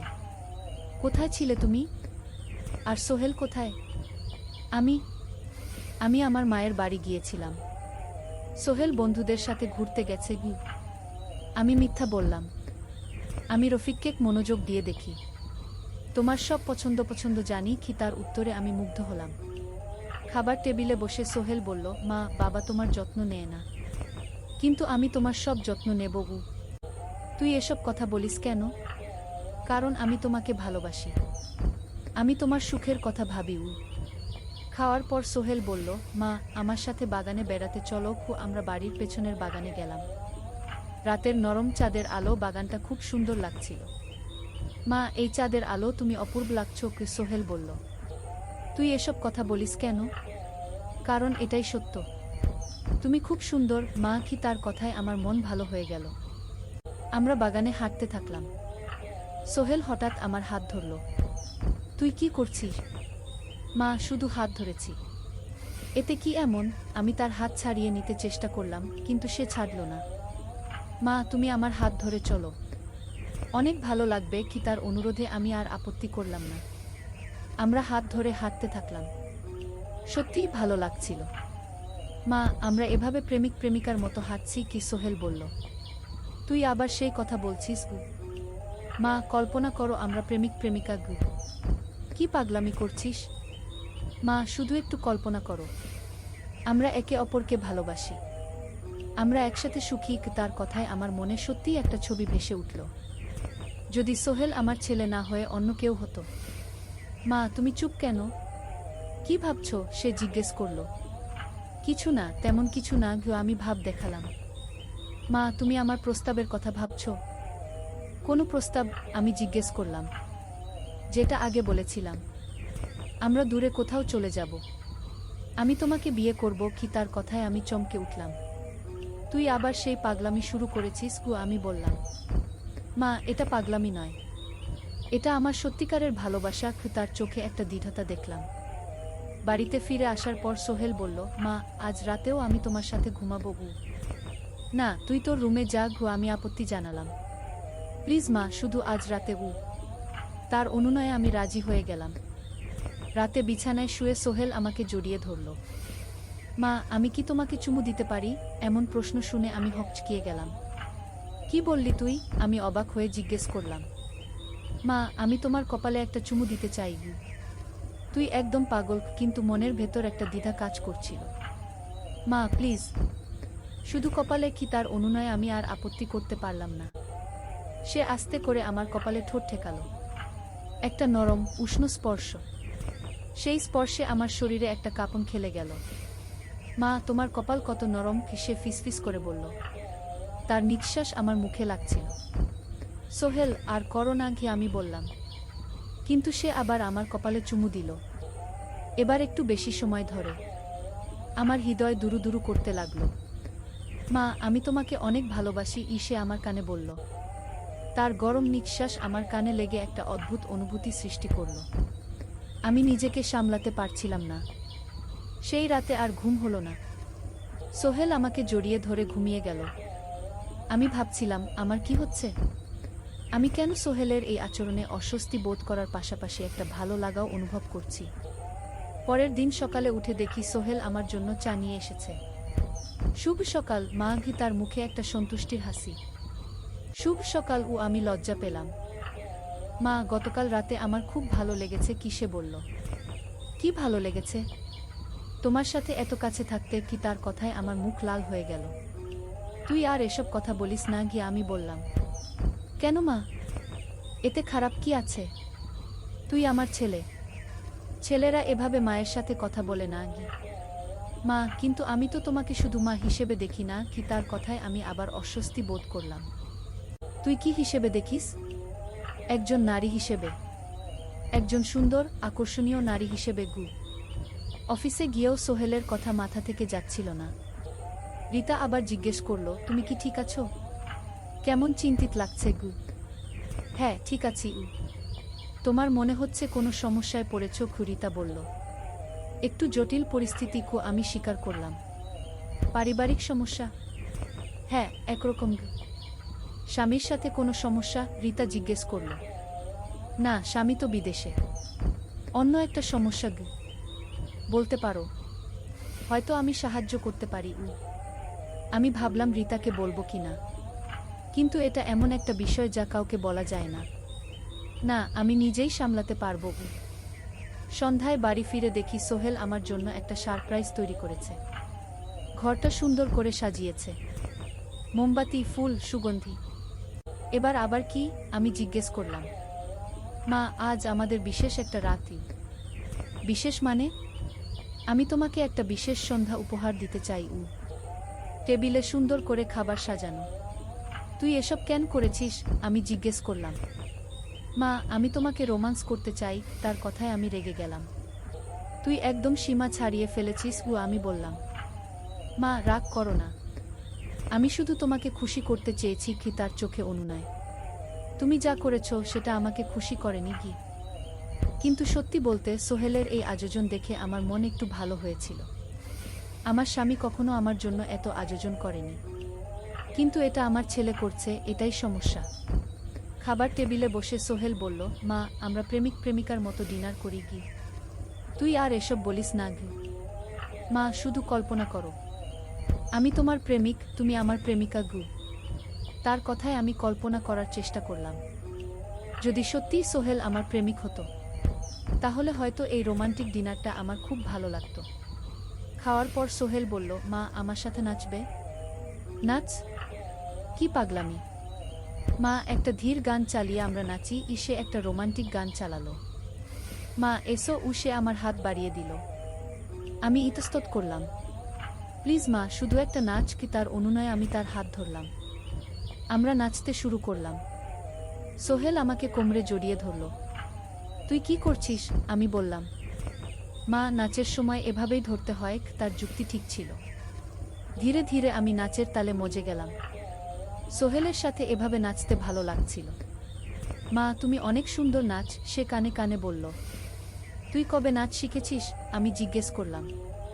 মা, তোমার জন্য শিখেছি। তোমার সাথে নাচার জন্য। কি তার উত্তরে আমি মুগ্ধ হলাম। নাচের মাঝখানে সোহেল আমার কানে বলল, মা, আমি তোমাকে চুমু দিতে পারি? আমি চমকে গেলাম। কি বললি? তোমার গালে একটা চুমু? আমি কিছু বলার আগেই সে আমার গালে ঠোঁট ঠেকিয়ে দিল। একটা নরম উষ্ণ চুমু। আমার পুরো শরীর কেঁপে উঠল। সোহেল, তুই কি করলি? মা, আমি তোমাকে ভালোবেসে চুমু দিয়েছি। তার চোখে একটা তৃপ্তির ভাব। আমি তার থেকে নিজেকে ছাড়িয়ে নিলাম। তুই একদম সীমা ছাড়িয়ে গেছিস গু। মা, আমি কিছু খারাপ করিনি। আমি শুধু তোমাকে ভালোবাসা দেখিয়েছি, সে বলল। এটা ভালোবাসা নয়, এটা ভুল। আমি তার থেকে দূরে সরে গেলাম। কিন্তু সত্যি বলতে, সোহেলের সেই চুমুতে আমার ভেতর একটা অন্যরকম অনুভূতি জেগেছিল। এত বছর পর কেউ আমাকে এভাবে চুমু দিয়েছে। আমার স্বামী আর আমাকে এভাবে চুমু দেয় না। রাতে বিছানায় শুয়ে আমি ভাবছিলাম, সোহেলের আচরণ দিন দিন আরও সাহসী হয়ে উঠছে। আর আমিও কেন জানি তার আচরণে পুরোপুরি বিরক্ত হতে পারছি না। হঠাৎ দরজায় টোকা। মা, আজও কি আমি তোমার সাথে ঘুমাতে পারি? সোহেলের গলা। আমি দ্বিধায় পড়ে গেলাম। একদিকে এটা ভুল, অন্যদিকে আমি তার সংস্পর্শ চাই। ঠিক আছে আইগু, আমি রাজি হয়ে গেলাম। সোহেল রুমে এসে আমার পাশে শুয়ে পড়ল। আজ সে আরও কাছে এলো। আমাকে জড়িয়ে ধরে আমার কপালে চুমু দিল। মা, আজকের সন্ধ্যাটা কেমন লেগেছে? সে জিজ্ঞেস করল। ভালো লেগেছে আমি সত্যি কথা বললাম। মা, আমি আরও এরকম সন্ধ্যা দিতে পারি। সোহেল, তুই কি সত্যিই আমাকে ভালোবাসিস? আমি জিজ্ঞেস করলাম। হ্যাঁ মা, আমি তোমাকে জীবনের চেয়ে বেশি ভালোবাসি। কি তার কণ্ঠে একটা আবেগ। কিন্তু তুই জানিস এটা ঠিক নয় আমি বললাম। মা, ভালোবাসা কখনো ভুল হতে পারে না। আমি তোমাকে কষ্ট দিতে চাই না। আমি শুধু তোমাকে সুখী করতে চাই। তার কথায় আমার মন নরম হয়ে গেল। সত্যিই তো, সোহেল আমাকে কষ্ট দিতে চায় না। সে আমাকে সুখী করতে চায়। আর আমার স্বামী আমার খোঁজ পর্যন্ত নেয় না। মা, আমি কি তোমার ঠোঁটে চুমু দিতে পারি? সে হঠাৎ জিজ্ঞেস করল। আমি আবার চমকে গেলাম। কি বললি তুই? মা, আমি তোমার ঠোঁটে চুমু দিতে চাই। আমার হৃদয় দুরু দুরু করতে লাগল। এই অনুরোধটা অনেক বেশি। না সোহেল, এটা একদমই ভুল। মা প্লিজ, শুধু একটা ছোট্ট চুমু। অন্ধকার রুমে সোহেলের চোখ দুটো চকচক করছিল। তার নিঃশ্বাস আমার মুখে পড়ছিল। আমি কি করব বুঝতে পারছিলাম না। মা, আমি তোমাকে অনেক। আলামিন আর তার সাহাবীদের কাহিনী। একটি ইসলামিক বীরত্বের গল্প। প্রথম অধ্যায়। আন্দালুসের সূর্যাস্ত। আন্দালুসের সবুজ পাহাড়ের কোলে অবস্থিত ছোট শহর কুর্তুবা। ১-২-৩ সালের এক শরতের সকালে মসজিদের মিনার থেকে ফজরের আজান ভেসে আসছিল। আলামিন ইবন ইউসুফ তার সাদা পোশাক পরে নামাজের জন্য প্রস্তুত হচ্ছিলেন। তিনি ছিলেন একজন দক্ষ সেনাপতি এবং গভীর ঈমানদার মুসলিম। আলামিন জানতেন যে খ্রিস্টান রাজা ফার্দিনান্দের সেনাবাহিনী আন্দালুসের দিকে এগিয়ে আসছে। তারা একের পর এক মুসলিম শহর দখল করে নিচ্ছে। কিন্তু আলামিন হাল ছেড়ে দেওয়ার পাত্র ছিলেন না। তিনি বিশ্বাস করতেন আল্লাহ তাআলার সাহায্য সব সময় মুমিনদের সাথে থাকে। নামাজ শেষে আলামিন তার বিশ্বস্ত সাহাবীদের সাথে মিলিত হলেন। তাদের মধ্যে ছিলেন হাকিম ইবন সালিম, একজন বুদ্ধিমান কৌশলবিদ, উমর আল আনসারী, একজন দক্ষ তীরন্দাজ, এবং ইব্রাহিম আল মাগরিবি, একজন সাহসী অশ্বারোহী। ভাইয়েরা, আলামিন বললেন, আমাদের শহরের শত্রুরা পৌঁছাতে আর মাত্র ৩ দিন বাকি। আমাদের সংখ্যা কম, কিন্তু আমাদের ঈমান অটুট। আল্লাহ তাআলা বলেছেন, যদি তোমাদের মধ্যে ২০ জন ধৈর্যশীল থাকে, তাহলে তারা ২০ জনকে পরাজিত করবে। হাকিম এগিয়ে এসে বললেন, আমির, আমাদের একটি কৌশল দরকার।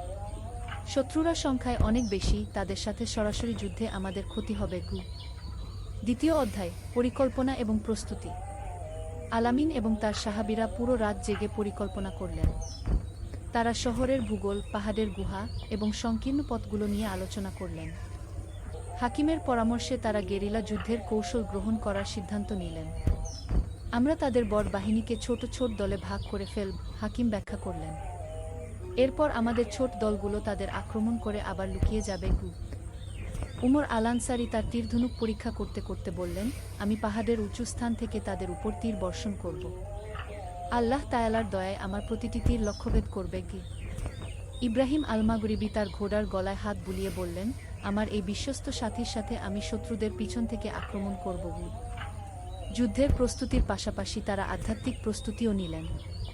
প্রতিদিন তাহাজ্জুদের নামাজ পড়ে আল্লাহর কাছে সাহায্য প্রার্থনা করলেন। কুরআন তেলাওয়াত করে মানসিক শক্তি অর্জন করলেন। আলামিন তার লোকদের বললেন, মনে রাখবেন, আমরা শুধু আমাদের মাটি রক্ষার জন্য যুদ্ধ করছি না। আমরা যুদ্ধ করছি আমাদের দিন, আমাদের পরিবার এবং আমাদের ভবিষ্যৎ প্রজন্মের জন্য। প্রতিটি আঘাত হোক আল্লাহর নামে। তৃতীয় অধ্যায়। প্রথম সংঘাত। তৃতীয় দিনের সূর্যোদয়ের সাথে সাথে দূরত্বে ধুলার ঘূর্ণি দেখা গেল। ফার্দিনান্দের সেনাবাহিনী এগিয়ে আসছিল। তাদের সংখ্যা ছিল প্রায় ৫,০০০, আর আলামিনের দলে ছিল মাত্র ৩০ মুজাহিদ। আলামিন তার অবস্থানে দাঁড়িয়ে কে আল্লাহু আকবার বলে চিৎকার করলেন। তার কণ্ঠস্বর পাহাড়ে প্রতিধ্বনিত হল। সকল মুজাহিদ একসাথে কু আল্লাহু আকবার কি ধ্বনি তুললেন। হাকিমের পরিকল্পনা অনুযায়ী প্রথমে তারা শত্রুদের মূল পথে কিছু বাধার সৃষ্টি করলেন। গাছ কেটে এবং পাথর গড়িয়ে দিয়ে তারা পথ বন্ধ করে দিলেন। এতে শত্রু বাহিনী ৩টি ভাগে বিভক্ত হয়ে পড়ল। উমর আল-আনসারী পাহাড়ের একটি গুহা থেকে তীর নিক্ষেপ শুরু করলেন। তার তীরগুলো এতই নিখুঁত ছিল যে শত্রুরা বুঝতেই পারছিল না কোথা থেকে আক্রমণ আসছে। প্রতিটি তীরের সাথে তিনি বিসমিল্লাহ বলতেন। ইব্রাহিম আল-মাগরিবি তার ঘোড়া নিয়ে শত্রুদের সবচেয়ে ছোট দলটিকে আক্রমণ করলেন। তার তলোয়ার ঝকমক করছিল, আর প্রতিটি আঘাতের সাথে তিনি লা ইলাহা ইল্লাল্লাহ বলছিলেন। প্রথম আক্রমণেই শত্রুপক্ষের ২ সৈন্য মারা গেল, কিন্তু আলামিনের দলে মাত্র ৫ জন শাহাদাত বরণ করলেন। চতুর্থ অধ্যায়, মিরাকল এবং বিজয়। দ্বিতীয় দিনের যুদ্ধে পরিস্থিতি আরও গুরুতর হয়ে উঠল। শত্রুরা তাদের কৌশল বুঝে ফেলেছিল এবং আরও সতর্ক হয়ে গেছিল। আলামিনের অনেক সাহাবী আহত হয়েছিলেন। সন্ধ্যার সময় আলামিন তার বাকি সাহাবীদের নিয়ে দোয়া করলেন। তারা সবাই মিলে কুরআনের আয়াত পড়লেন, হে আল্লাহ, আমাদের সাহায্য করুন এবং শত্রুদের উপর আমাদের বিজয়ী করুন। সেই রাতে আলামিনের স্বপ্নে রাসূলুল্লাহ এসে তাকে বললেন, হে আমিন, তুমি সত্যের পথে যুদ্ধ করছ। আগামীকাল তোমাদের বিজয় হবে। কিন্তু মনে রাখ, বিজয় আসে কেবল আল্লাহর পক্ষ থেকে। স্বপ্ন দেখার পর আলামিন নতুন উৎসাহ পেলেন। তিনি তার সাহাবীদের স্বপ্নের কথা বললেন। সবার মনে নতুন আশা জাগল। তৃতীয় দিন সকালে একটি অলৌকিক ঘটনা ঘটল। হঠাৎ করে ঘন কুয়াশা নেমে এল। শত্রুরা দিকহারা হয়ে গেল, কিন্তু আলামিনের মুজাহিদরা যেন পথ চিনতে পারছিলেন। আল্লাহু আকবার, এ হল আল্লাহর সাহায্য, আলামিন চিৎকার করে বললেন। কুয়াশার আড়ালে তারা শত্রুদের উপর চতুর্দিক থেকে আক্রমণ করলেন। হাকিমের নেতৃত্বে একদল মুজাহিদ শত্রুদের অস্ত্রাগার দখল করে নিলেন। উমরের তীরগুলো অন্ধকারেও লক্ষ্যভেদ করছিল। ইব্রাহিমের তলোয়ার বিজলির মতো চমকাচ্ছিল। পঞ্চম অধ্যায়, চূড়ান্ত বিজয়। শত্রু সেনাপতি ডিয়েগো দে ভার্গাস যখন দেখলেন যে তার অর্ধেক সেনা হারিয়ে গেছে এবং তারা এই ছোট মুসলিম দলের কাছে পরাজিত হচ্ছে, তখন সে আলামিনকে এক যুদ্ধের চ্যালেঞ্জ করল। আমি তোমাদের নেতার সাথে এক যুদ্ধ করতে চাই, ডিয়েগো চিৎকার করে বলল। যদি তুমি হার, তাহলে তোমাদের শহর আমাদের। যদি আমি হারি, আমরা ফিরে যাব। আলামিন বিসমিল্লাহ বলে এগিয়ে গেলেন। 2 বীর যোদ্ধার মধ্যে তুমুল যুদ্ধ শুরু হল।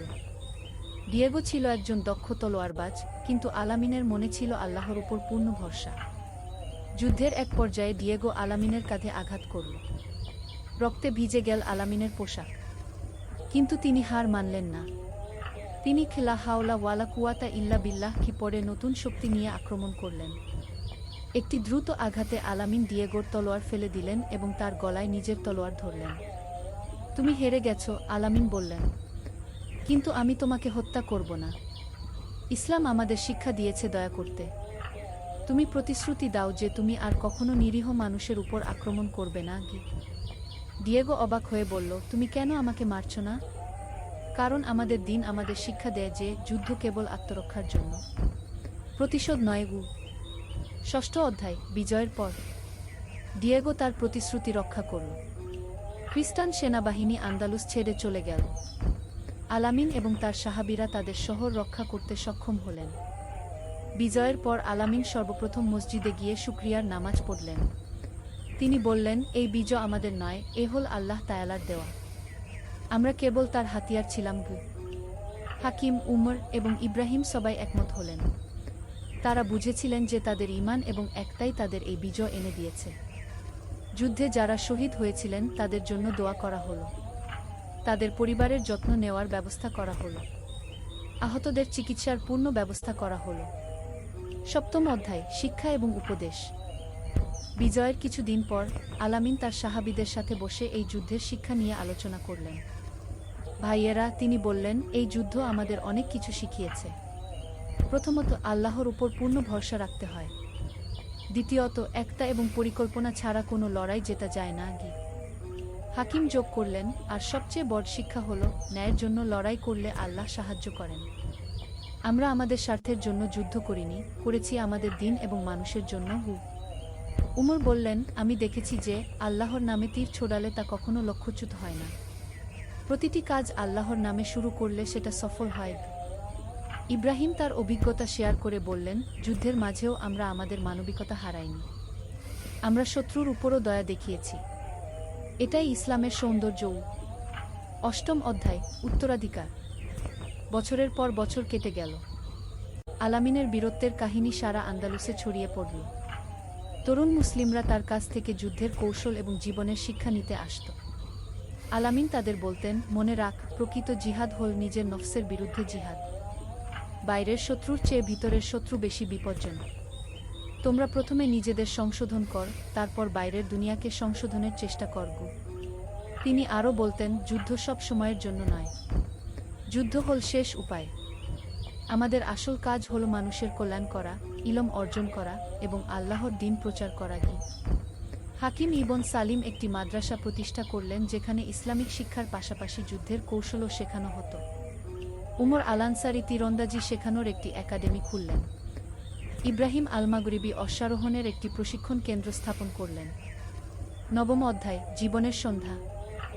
বয়স বাড়ার সাথে সাথে আলামিন আরও বেশি আল্লাহর ইবাদতে মগ্ন হয়ে পড়লেন। তিনি অধিকাংশ সময় মসজিদে কাটাতেন, কুরআন তেলাওয়াত করতেন এবং তরুণদের শিক্ষা দিতেন। একদিন তার এক শিষ্য জিজ্ঞেস করল, উস্তাদ, আপনার জীবনের সবচেয়ে বড় শিক্ষা কি? আলামিন মৃদু হেসে বললেন, সবচেয়ে বড় শিক্ষা হল এই যে আল্লাহ তাআলা সব সময় আমাদের সাথে আছেন। যখন আমরা তার পথে চলি, তখন তিনি আমাদের এমন শক্তি দেন যা আমরা কল্পনাও করতে পারি না। সেই যুদ্ধে আমরা জিতেছিলাম আমাদের তলোয়ারের জোরে নয়, জিতেছিলাম আমাদের ঈমানের জোরে। কি? তিনি আরও বললেন, জীবনে অনেক যুদ্ধ আসবে, কখনো বাইরের শত্রুর সাথে, কখনো নিজের মনের শয়তানের সাথে। কিন্তু যদি আল্লাহর উপর ভরসা রাখ এবং সৎ সাহাবীদের সাথে থাক, তাহলে কোনো যুদ্ধেই তুমি হারবে না। দশম অধ্যায়, অনন্তযাত্রা। আজ 0 বছর বয়সে আলামিন ইবন ইউসুফ ইন্তেকাল করলেন। তার জানাজায় হাজারো মানুষ উপস্থিত হয়েছিল। হাকিম, উমর এবং ইব্রাহিম, তার সেই বিশ্বস্ত 3 সাহাবী তার কবরে মাটি দিলেন। হাকিম কাঁদতে কাঁদতে বললেন, আমাদের আমির চলে গেলেন, কিন্তু তার শিক্ষা আমাদের সাথে রয়ে গেল। উমর বললেন, তিনি আমাদের শিখিয়েছেন যে মৃত্যু কোনো শেষ নয়, এটি নতুন যাত্রার শুরু। ইব্রাহিম যোগ করলেন, তিনি এখন জান্নাতে আছেন, সেসব শহীদদের সাথে যারা আমাদের সাথে যুদ্ধ করেছিলেন। একাদশ অধ্যায়, চিরন্তন বার্তা। আজও আন্দালুসের মানুষেরা আলামিন ইবন ইউসুফের কাহিনী বলে। তার জীবন থেকে আমরা শিখি: 1. তাওয়াক্কুল, আল্লাহর উপর ভরসা। যত বড় সমস্যাই আসুক, আল্লাহর উপর পূর্ণ ভরসা রাখতে হবে। 2. একতা ও ভ্রাতৃত্ব, একা কেউ বড় কিছু করতে পারে না, ভালো সাহাবীদের সাথে থাকতে হবে। 3. কৌশল ও পরিকল্পনা, ঈমানের সাথে বুদ্ধিমত্তাও দরকার। আল্লাহ বলেছেন, তোমরা প্রস্তুতি নাও। 4. দয়া ও ন্যায়, শত্রুর উপরও দয়া দেখানো ইসলামের শিক্ষা। 5. জ্ঞান অর্জন, যুদ্ধের পাশাপাশি ইলম অর্জন করাও জরুরি। 6. ধৈর্য ও অধ্যবসায়, কঠিন সময়েও ধৈর্য ধরতে হবে এবং হাল ছাড়া যাবে না। 7. শুকরিয়া, সফলতার পর আল্লাহর শুকরিয়া আদায় করতে হবে এবং অহংকার করা যাবে না। আলামিনের এই কাহিনী আমাদের মনে করিয়ে দেয় যে জীবনে আমাদের অনেক যুদ্ধ করতে হয়।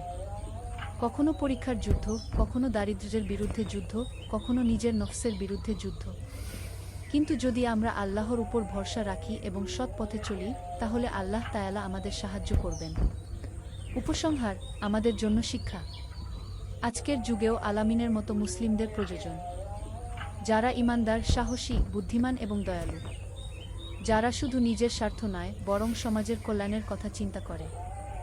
হাকিম ইবন সালিমের মতো আমাদের দরকার পরিকল্পনাকারী এবং বিচক্ষণ মানুষ। উমর আল-আনসারীর মতো দক্ষ এবং নিষ্ঠাবান কর্মী।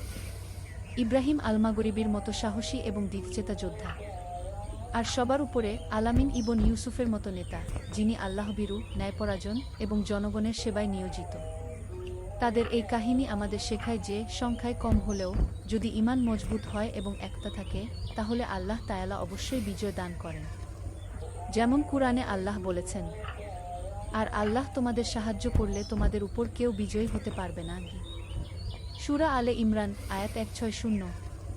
এই গল্পটি আমাদের প্রেরণা দেয় যেন আমরাও আমাদের জীবনে আলামিনের মতো আল্লাহর উপর ভরসা রাখি, সৎসঙ্গী নির্বাচন করি, ন্যায়ের পক্ষে দাঁড়াই এবং যে কোনো বিপদে ধৈর্য ধরি। আল্লাহ তাআলা আমাদের সবাইকে আলামিন এবং তার সাহাবীদের মতো ঈমানদার এবং সাহসী মুসলিম হওয়ার তৌফিক দান করুন। আমিন। সমাপ্ত। যারা ঈমান আনে এবং সৎকর্ম করে তাদের জন্য রয়েছে জান্নাত, যার নিচ দিয়ে প্রবাহিত হয় নদীসমূহ। তারা সেখানে চিরকাল থাকবে। সূরা বাকারা, আয়াত ২৫। আল্লাহর রহমত। একটি ইসলামিক গল্প। প্রথম অধ্যায়, হারিয়ে যাওয়া স্বপ্ন। মক্কার পূর্ব দিকে একটি ছোট গ্রামে বাস করতেন হাসান ইবনে আহমদ। তিনি ছিলেন একজন দরিদ্র কিন্তু অত্যন্ত ধর্মপ্রাণ মানুষ। তার স্ত্রী আয়েশা এবং ১০ বছর বয়সী ছেলে ইউসুফকে নিয়ে তার ছোট্ট সংসার। হাসান পেশা ছিলেন একজন মুচি। দিনরাত পরিশ্রম করেও তার পরিবারের ভরণপোষণ চালানো কঠিন হয়ে পড়েছিল। একদিন ফজরের নামাজের পর মসজিদে বসে থাকতে থাকতে হাসানের মনে একটি স্বপ্নের কথা মনে পড়ল। গত রাতে তিনি স্বপ্নে দেখেছিলেন যে কাবা শরীফের কাছে একটি স্থানে মাটি খুঁড়লে অনেক সোনার মোহর পাওয়া যাবে। স্বপ্নটি এত স্পষ্ট ছিল যে তিনি সেই স্থানটি চিনতে পারতেন। আল্লাহ পাক, এই স্বপ্নের কি মানে? হাসান মনে মনে ভাবলেন। তিনি জানতেন যে অনেক সময় আল্লাহ তাআলা স্বপ্নের মাধ্যমে তার বান্দাদের সাথে যোগাযোগ করেন। কিন্তু এই স্বপ্নে কি সত্যিই কোনো ইশারা ছিল? বাড়ি ফিরে এসে তিনি স্ত্রী আয়েশার কাছে স্বপ্নের কথা বললেন। আয়েশা ছিলেন একজন বুদ্ধিমতী এবং ধৈর্যশীল নারী। তিনি স্বামীর কথা শুনে বললেন, হে আমার স্বামী, যদি এই স্বপ্ন আল্লাহর পক্ষ থেকে হয়ে থাকে তাহলে তিনি অবশ্যই আমাদের পথ দেখাবেন। কিন্তু হাসানের কাছে মক্কা যাওয়ার মতো অর্থ ছিল না। তার সামান্য যে সঞ্চয় ছিল তাও শেষ হয়ে গিয়েছিল ছেলের অসুখের চিকিৎসায়। তবুও স্বপ্নটি তার মনে বারবার ঘুরে আসছিল। সেদিন সন্ধ্যায় হাসান তার বন্ধু আবু বকরের কাছে গেলেন। আবু বকর ছিলেন গ্রামের একজন ধনী ব্যবসায়ী এবং হাসানের ঘনিষ্ঠ বন্ধু। হাসান তার কাছে স্বপ্নের কথা বললেন এবং মক্কা যাওয়ার জন্য কিছু অর্থ ধার চাইলেন। আবু বকর হেসে বললেন, বন্ধু, তুমি স্বপ্নের পেছনে এত সময় নষ্ট করো কেন? এসব তো শয়তানের কুমন্ত্রণা। তার চেয়ে বরং কাজকর্মে মনোযোগ দাও। হাসান হতাশ হয়ে বাড়ি ফিরলেন। কিন্তু স্বপ্নটি তার মন থেকে যাচ্ছিল না। তিনি পরের দিন থেকে আরও কঠোর পরিশ্রম শুরু করলেন। ভোর থেকে রাত পর্যন্ত জুতো মেরামত করতেন, নতুন জুতো বানাতেন। কিন্তু আয় যা হতো তার সবটুকুই খরচ হয়ে যেত দৈনন্দিন প্রয়োজনে। দ্বিতীয় অধ্যায়, বিশ্বাসের পরীক্ষা। দিন যেতে লাগল। হাসান প্রতিদিন ৫ ওয়াক্ত নামাজ পড়তেন, কুরআন তেলাওয়াত করতেন। কিন্তু সেই স্বপ্নের কথা ভুলতে পারছিলেন না। একদিন তিনি তার পুত্র ইউসুফকে ডেকে বললেন, বাবা, তুমি কি মনে করো, যদি আল্লাহ তাআলা কাউকে স্বপ্নে কিছু দেখান তাহলে তার কি করা উচিত? ইউসুফ ছিল খুবই বুদ্ধিমান। সে বলল, আব্বু, আমি শুনেছি যে হযরত ইউসুফ স্বপ্নের মাধ্যমে অনেক কিছু জানতে পারতেন। আর রাসূলুল্লাহ বলেছেন, ভালো স্বপ্ন আল্লাহর পক্ষ থেকে আসে।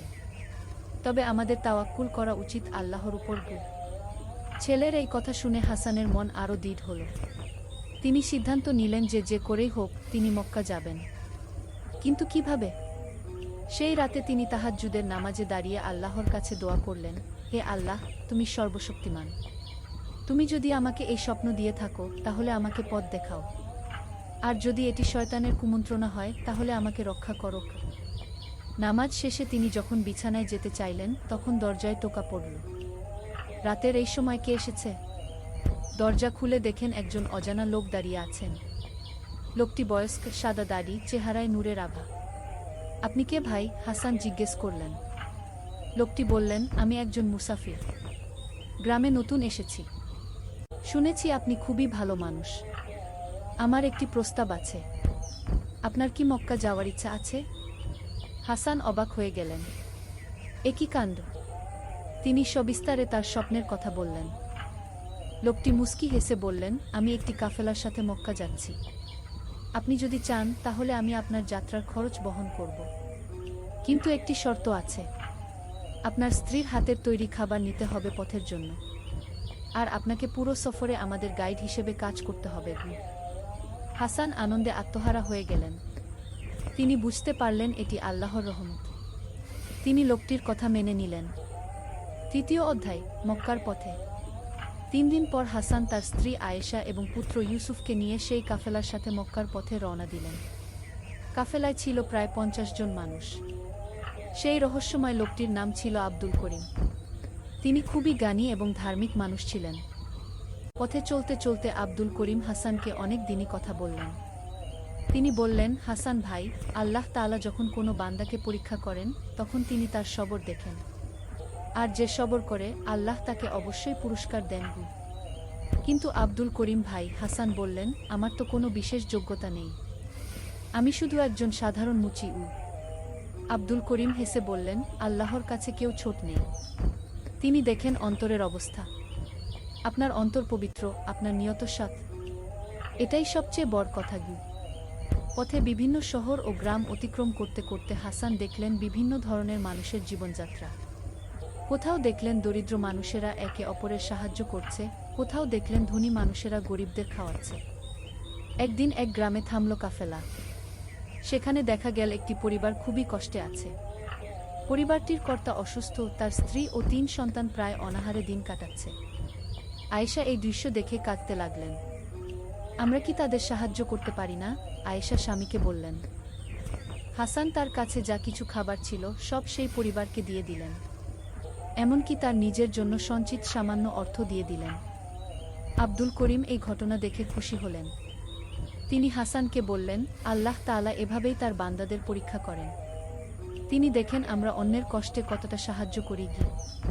৪র্থ অধ্যায়, মক্কায় পৌঁছানো। প্রায় ১ মাস পর কাফেলা মক্কা শরীফে পৌঁছাল। হাসান কাবা শরীফ দেখে কান্নায় ভেঙে পড়লেন। এটা ছিল তার জীবনের সবচেয়ে আনন্দের মুহূর্ত। তিনি উমরাহ সম্পন্ন করলেন, কাবা শরীফে তাওয়াফ করলেন। তারপর এল সেই মুহূর্ত যার জন্য তিনি এত দূর এসেছেন। স্বপ্নে দেখা স্থানটি খুঁজে বের করতে হবে। কিন্তু কাবা শরীফের চারদিকে এত মানুষ, এত ভিড়, কোথায় খুঁড়বেন? আব্দুল করিম তাকে বললেন, তাড়াহুড়ো করবেন না, প্রথমে আল্লাহর ইবাদত করুন, তারপর দেখা যাবে। হাসান প্রতিদিন মসজিদুল হারামে নামাজ পড়তেন, কুরআন তেলাওয়াত করতেন। একদিন ভোরবেলা যখন মানুষ কম ছিল, তিনি স্বপ্নে দেখা সেই স্থানটি খুঁজে পেলেন। এটা ছিল কাবা শরীফের পূর্ব দিকে একটি নির্দিষ্ট স্থান। কিন্তু এখানে খোঁড়া তো সম্ভব নয়, এটা তো মসজিদুল হারামের পবিত্র ভূমি। হাসান চিন্তায় পড়ে গেলেন। সেই রাতে তিনি আবার স্বপ্ন দেখলেন। এবার তিনি দেখলেন যে একজন উজ্জ্বল চেহারার মানুষ তাকে বলছেন, হে হাসান, যা খুঁজছো তা তোমার হৃদয়েই আছে। বাহ্যিক সম্পদের পেছনে না দৌড়ে আত্মিক সম্পদ খোঁজো। ৫ম অধ্যায়, আসল ধন সম্পদ। পরের দিন সকালে হাসান খুবই বিভ্রান্ত ছিলেন। তিনি আব্দুল করিমের কাছে গিয়ে সব কথা বললেন। আব্দুল করিম মনোযোগ সহকারে সব কিছু শুনলেন, তারপর বললেন, হাসান ভাই, আল্লাহ তাআলা আপনাকে অনেক বড় একটি শিক্ষা দিয়েছেন। আসল ধনসম্পদ কোনো সোনারূপা নয়। আসল ধনসম্পদ হল আল্লাহর প্রতি বিশ্বাস, ভালো কাজ এবং অন্যের সেবা। কিন্তু আমার পরিবারের ভরণপোষণের কথা? হাসান জিজ্ঞেস করলেন। আল্লাহ তাআলা কি তার বান্দাদের রিজিক দেন না? আব্দুল করিম জবাব দিলেন। তিনি আপনাকে এই সফরে এনেছেন কেন? শুধু সোনার খোঁজে, নাকি আপনার ঈমান বৃদ্ধির জন্য? হাসান গভীরভাবে চিন্তা করলেন। সত্যিই তো, এই সফরে এসে তার ঈমান অনেক বেড়েছে। তিনি নানান ভালো মানুষের সাথে পরিচিত হয়েছেন, অনেক কিছু শিখেছেন। তখন আব্দুল করিম বললেন, চলুন আমরা কয়েকদিন মক্কায় থেকে আল্লাহর ইবাদত করি, আর দেখি আল্লাহ আমাদের কি দেন। মক্কায় থাকার সময় হাসান দেখলেন যে তার স্ত্রী আয়েশার রান্না করা খাবার খুব সুস্বাদু। অনেক হাজি তাদের খাবার চেয়ে খেত। এক হাজি এসে বললেন, আপনাদের খাবার এত ভালো যে আমরা এর দাম দিতে চাই।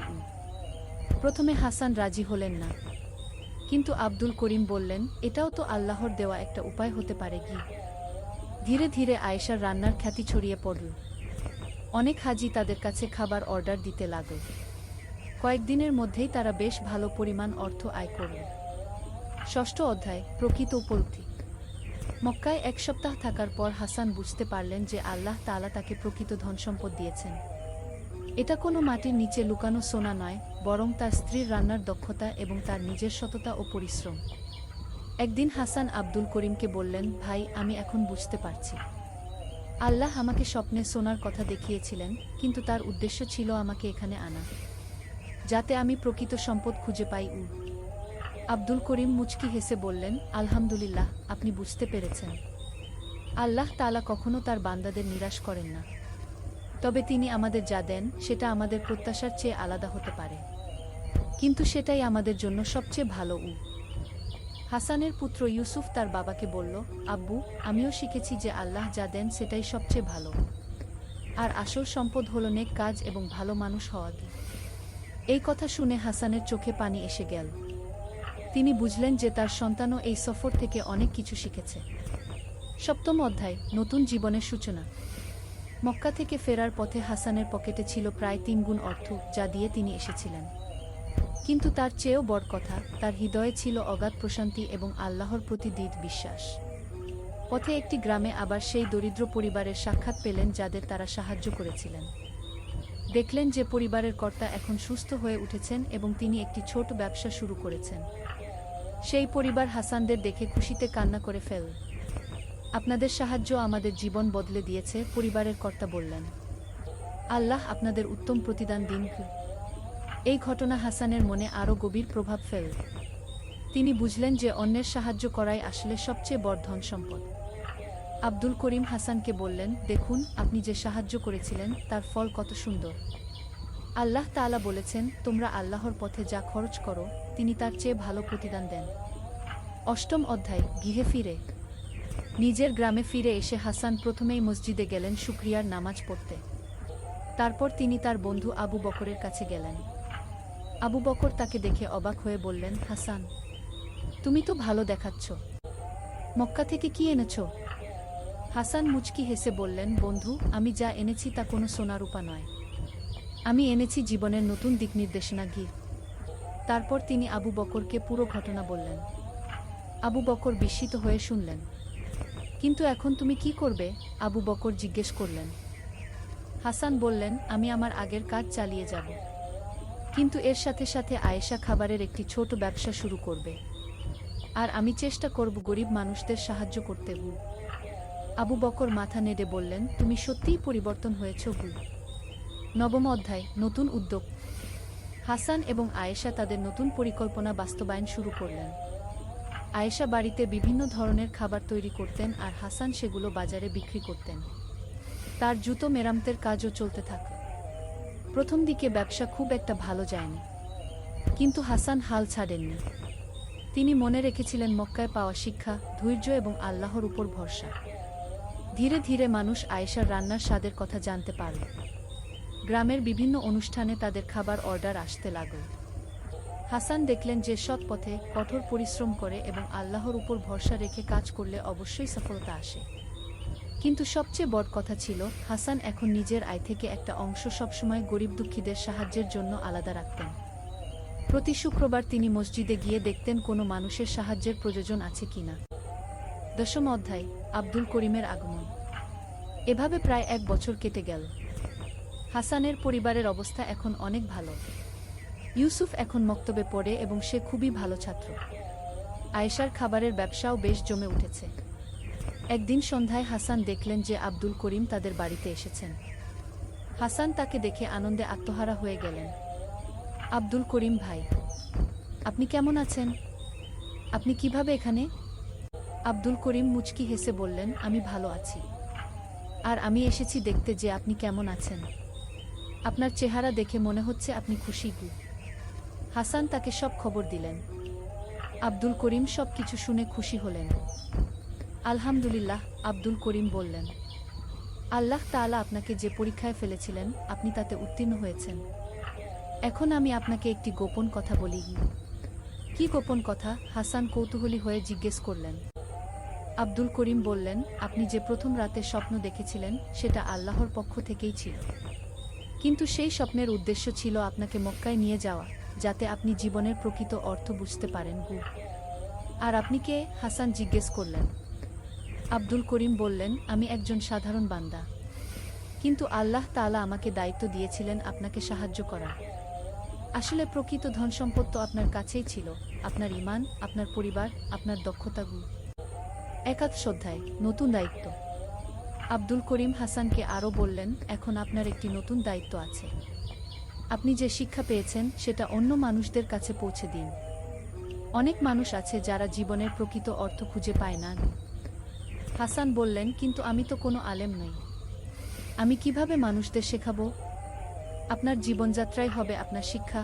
আব্দুল করিম উত্তর দিলেন, যখন মানুষ দেখবে যে আপনি সৎভাবে জীবিকা নির্বাহ করছেন, অন্যদের সাহায্য করছেন, আল্লাহর উপর ভরসা রাখছেন, তখন তারা নিজেই শিখবে। এই কথা শুনে হাসানের মন ভালো লেগে গেল। তিনি সিদ্ধান্ত নিলেন যে তিনি তার গ্রামে একটি সামাজিক সংগঠন গড়বেন যেখানে গরিব মানুষদের সাহায্য করা হবে এবং তাদের দক্ষতা বৃদ্ধির ব্যবস্থা করা হবে। দ্বাদশ অধ্যায়, সমাজসেবার উদ্যোগ। হাসান প্রথমে তার বন্ধু আবু বকরের সাথে কথা বললেন। আবু বকর এখন হাসানের পরিবর্তন দেখে অভিভূত। তিনি হাসানের প্রস্তাবে সম্মত হলেন। আমার কিছু অর্থ আছে, আবু বকর বললেন। আমি তোমাদের এই কাজে সাহায্য করব। তারা গ্রামের মসজিদের ইমাম সাহেবের সাথেও কথা বললেন। ইমাম সাহেব এই উদ্যোগকে স্বাগত জানালেন। হাসান, আয়েশা এবং তাদের সহযোগীরা শুরু করলেন নূর সেবা সংস্থা। এই সংস্থার মাধ্যমে তারা গ্রামের দরিদ্র পরিবারগুলোকে বিভিন্নভাবে সাহায্য করতে লাগলেন। ১. দরিদ্র শিশুদের জন্য বিনামূল্যে শিক্ষার ব্যবস্থা। ২. অসহায় পরিবারের জন্য খাদ্য সাহায্য। ৩. বিধবা ও অসহায় নারীদের জন্য কাজের সুযোগ সৃষ্টি। ৪. অসুস্থ মানুষদের চিকিৎসার ব্যবস্থা। আয়েশা বিশেষভাবে গ্রামের নারীদের রান্নার প্রশিক্ষণ দিতে লাগলেন, যাতে তারা নিজেরাও ছোটখাটো ব্যবসা করতে পারে। ত্রয়োদশ অধ্যায়, আল্লাহর অসীম রহমত। এই সেবামূলক কাজ চালু হওয়ার পর হাসান দেখলেন যে তার নিজের ব্যবসাও আরও ভালো যাচ্ছে। মানুষ তাকে ভালোবাসে এবং বিশ্বাস করে। আল্লাহর রহমতে তার আর্থিক অবস্থাও দিন দিন উন্নতি হচ্ছে। একদিন হাসান তার পুত্র ইউসুফকে বললেন, বাবা, তুমি কি বুঝতে পারছো আল্লাহ তাআলা আমাদের কত বড় নিয়ামত দিয়েছেন? ইউসুফ এখন 13 বছর বয়স। সে খুবই বুদ্ধিমান এবং ধার্মিক হয়ে উঠেছে। সে বলল, আব্বু, আমি বুঝেছি যে আসল সম্পদ হল অন্যের সেবা করা। আল্লাহ তাআলা যখন দেখেন যে আমরা তার বান্দাদের সেবা করছি, তখন তিনি আমাদের আরও বেশি দেন। হাসান গর্বিত হলেন তার সন্তানের এই উপলব্ধি দেখে। চতুর্দশ অধ্যায়, পরবর্তী প্রজন্মের শিক্ষা। ইউসুফ এখন নূর সেবা সংস্থার কাজেও সাহায্য করে। সে গ্রামের ছোট বাচ্চাদের পড়াশোনা শেখায়। তার মধ্যে তার বাবার মতোই সেবার মনোভাব গড়ে উঠেছে। একদিন ইউসুফ তার বাবাকে বলল, আব্বু, আমি বড় হয়ে একজন ইসলামিক স্কলার হতে চাই, যাতে আরও ভালোভাবে মানুষদের সেবা করতে পারি। হাসান খুশি হয়ে বললেন, আল্লাহ তোমার মনোবাসনা পূরণ করুন। কিন্তু মনে রেখো, প্রকৃত আলেম হতে হলে শুধু বই পড়া যথেষ্ট নয়। মানুষের সেবা করতে হয়, বিনয়ী থাকতে হয়। পঞ্চদশ অধ্যায়, আব্দুল করিমের বিদায়। আব্দুল করিম কয়েকদিন হাসানদের সাথে থেকে তাদের কাজকর্ম দেখলেন। তিনি খুবই সন্তুষ্ট হলেন। বিদায়ের দিন আব্দুল করিম হাসানকে বললেন, আমার কাজ এখানে শেষ। আল্লাহ তাআলা আপনাকে সফল করেছেন। এখন আপনি নিজেই অন্যদের পথ দেখাতে পারবেন। আপনি কোথায় যাবেন? হাসান জিজ্ঞেস করলেন। আল্লাহ যেখানে পাঠাবেন, আব্দুল করিম উত্তর দিলেন। হয়তো কোথাও আরেকজন হাসানের মতো মানুষ আছে যার সাহায্য প্রয়োজন। হাসান কাঁদতে কাঁদতে বললেন, আপনি আমার জীবন পরিবর্তন করে দিয়েছেন। আব্দুল করিম বললেন, না ভাই, আল্লাহই আপনার জীবন পরিবর্তন করেছেন। আমি শুধু একটি মাধ্যম ছিলাম। এখন আপনিও অন্যদের জন্য সেই মাধ্যম হয়ে উঠুন। ষোড়শ অধ্যায়, জীবনের প্রকৃত অর্থ। আব্দুল করিম চলে যাওয়ার পর হাসান আরও বেশি নিষ্ঠার সাথে তার সেবামূলক কাজে মনোনিবেশ করলেন। তিনি বুঝে গেছেন যে জীবনের প্রকৃত অর্থ হল আল্লাহর সন্তুষ্টি অর্জন এবং তার সৃষ্টির সেবা। বছর 3 পর হাসানের গ্রামে একটি বড় পরিবর্তন এসেছে। গরিবের সংখ্যা কমেছে, শিক্ষার হার বেড়েছে, মানুষের মধ্যে পারস্পরিক সহযোগিতা বেড়েছে। একদিন এক বয়স্ক লোক হাসানের কাছে এসে বললেন, হাসান ভাই, আমি শুনেছি আপনি একসময় মক্কায় গিয়েছিলেন সোনার খোঁজে, কিন্তু এখন দেখি আপনি অন্য ধরনের সম্পদ পেয়েছেন। হাসান মুচকি হেসে বললেন, হ্যাঁ চাচা, আল্লাহ আমাকে এমন সম্পদ দিয়েছেন যা চুরি হয় না, নষ্ট হয় না। সেটা হল মানুষের ভালোবাসা এবং আল্লাহর সন্তুষ্টি। সপ্তদশ অধ্যায়, নতুন স্বপ্ন। আরও কয়েক বছর পর হাসান আবার একটি স্বপ্ন দেখলেন। এবার স্বপ্নে দেখলেন যে অনেক মানুষ তাকে ধন্যবাদ দিচ্ছে। একজন উজ্জ্বল চেহারার ব্যক্তি তাকে বলছেন, হে হাসান, তুমি জীবনের প্রকৃত সম্পদ খুঁজে পেয়েছ।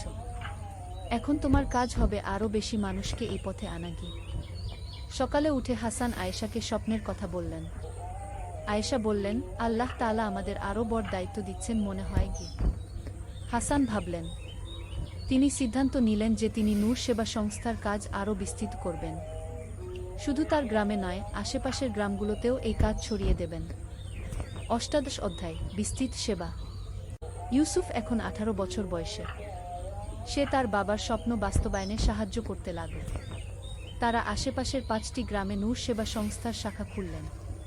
প্রতিটি শাখায় তারা একই ধরনের কাজ করতে লাগলেন: শিক্ষা, স্বাস্থ্যসেবা, দক্ষতা উন্নয়ন এবং অর্থনৈতিক সাহায্য। হাসান দেখলেন যে তার শুরু করা এই ছোট উদ্যোগ এখন একটি বড় আন্দোলনে পরিণত হয়েছে। অনেক শিক্ষিত যুবক তাদের সাথে যোগ দিয়েছে। একদিন একজন সরকারি কর্মকর্তা এসে হাসানকে বললেন, আপনাদের কাজ দেখে সরকার খুবই প্রভাবিত। আপনারা যদি চান, সরকার আপনাদের এই কাজে সাহায্য করবে। হাসান খুশি হয়ে বললেন, আমরা যে কোনো ভালো সাহায্য গ্রহণ করব। তবে আমাদের মূল উদ্দেশ্য থেকে বিচ্যুত হব না, সেটা হল আল্লাহর সন্তুষ্টি এবং মানব সেবা। 19তম অধ্যায়, পরবর্তী প্রজন্মের হাতে দায়িত্ব। হাসান এখন 50 বছর বয়সে পৌঁছেছেন। ইউসুফ ইসলামিক স্টাডিজে উচ্চশিক্ষা সম্পন্ন করে ফিরে এসেছে। সে এখন নূর সেবা সংস্থার প্রধান নির্বাহী। একদিন হাসান ইউসুফকে বললেন, বাবা, এখন তোমার উপর দায়িত্ব। আমি বয়স্ক হয়ে যাচ্ছি। ইউসুফ বলল, আব্বু, আপনি আমাদের যে শিক্ষা দিয়েছেন, আমরা সেই পথেই চলব। আপনি নিশ্চিন্ত থাকুন। হাসান দেখলেন যে তার সন্তান তার চেয়েও ভালো কাজ করতে পারবে। এতে তিনি গর্বিত এবং কৃতজ্ঞ। 20তম অধ্যায়, জীবনের সূর্যাস্ত। হাসানের জীবনের শেষ দিকে এসে তিনি পেছনের দিকে তাকালেন। যে স্বপ্ন দিয়ে তার এই যাত্রা শুরু হয়েছিল, সেই স্বপ্নের প্রকৃত অর্থ এখন তার কাছে পরিষ্কার। আল্লাহ তাআলা তাকে সত্যিই সোনার মোহর দিয়েছিলেন, কিন্তু সেগুলো মাটির নিচে ছিল না। সেগুলো ছিল তার নেক কাজে, মানুষের ভালোবাসায়, সন্তানের সুশিক্ষায় এবং আল্লাহর সন্তুষ্টিতে। একদিন মসজিদে খুতবায় ইমাম সাহেব বললেন, আমাদের গ্রামের হাসান ভাই আমাদের দেখিয়েছেন যে প্রকৃত ধনসম্পদ কী। তিনি সোনার খোঁজে গিয়ে পেয়েছেন জীবনের প্রকৃত রত্ন। হাসান বিনয়ের সাথে মাথা নিচু করে রাখলেন। তিনি জানেন এসব কিছুই আল্লাহর রহমত। 20তম অধ্যায়, অনন্ত যাত্রার প্রস্তুতি। 80 বছর বয়সে হাসান অসুস্থ হয়ে পড়লেন। তিনি বুঝতে পারলেন যে তার পার্থিব জীবনের সময় ফুরিয়ে আসছে। তিনি তার পরিবার এবং নূর সেবা সংস্থার সকল সদস্যদের কাছে ডেকে বললেন, আমার সময় এসে গেছে। আল্লাহর কাছে ফিরে যাওয়ার সময়। তবে তোমরা এই কাজ চালিয়ে যেও। মনে রেখো, প্রকৃত সফলতা হল আল্লাহর সন্তুষ্টি অর্জন। তিনি তার পুত্র ইউসুফের হাত ধরে বললেন, বাবা, আল্লাহ যে স্বপ্ন দিয়ে আমার জীবন শুরু করিয়েছিলেন, সেই স্বপ্ন এখন বাস্তব হয়েছে। এখন তোমার স্বপ্ন দেখার পালা। সমাপনী, আল্লাহর অসীম করুণা। হাসান ইবনে আহমদ যখন ইন্তেকাল করলেন, তখন তার জানাজায় হাজার হাজার মানুষ এসেছিল। তারা সবাই এসেছিল সেই মানুষটিকে বিদায় জানাতে যিনি তাদের জীবনে আলো এনেছিলেন। ইউসুফ তার বাবার কবরের পাশে দাঁড়িয়ে বলল, আব্বু, আপনি যে স্বপ্ন দেখেছিলেন, সেই স্বপ্ন আজও বেঁচে আছে। আপনার গড়া নূর সেবা সংস্থা এখন দেশের বিভিন্ন প্রান্তে কাজ করছে। আপনি সত্যিই সোনার চেয়েও মূল্যবান সম্পদ রেখে গেছেন। আজও সেই গ্রামের মানুষ হাসান ইবনে আহমদের কাহিনী বলে।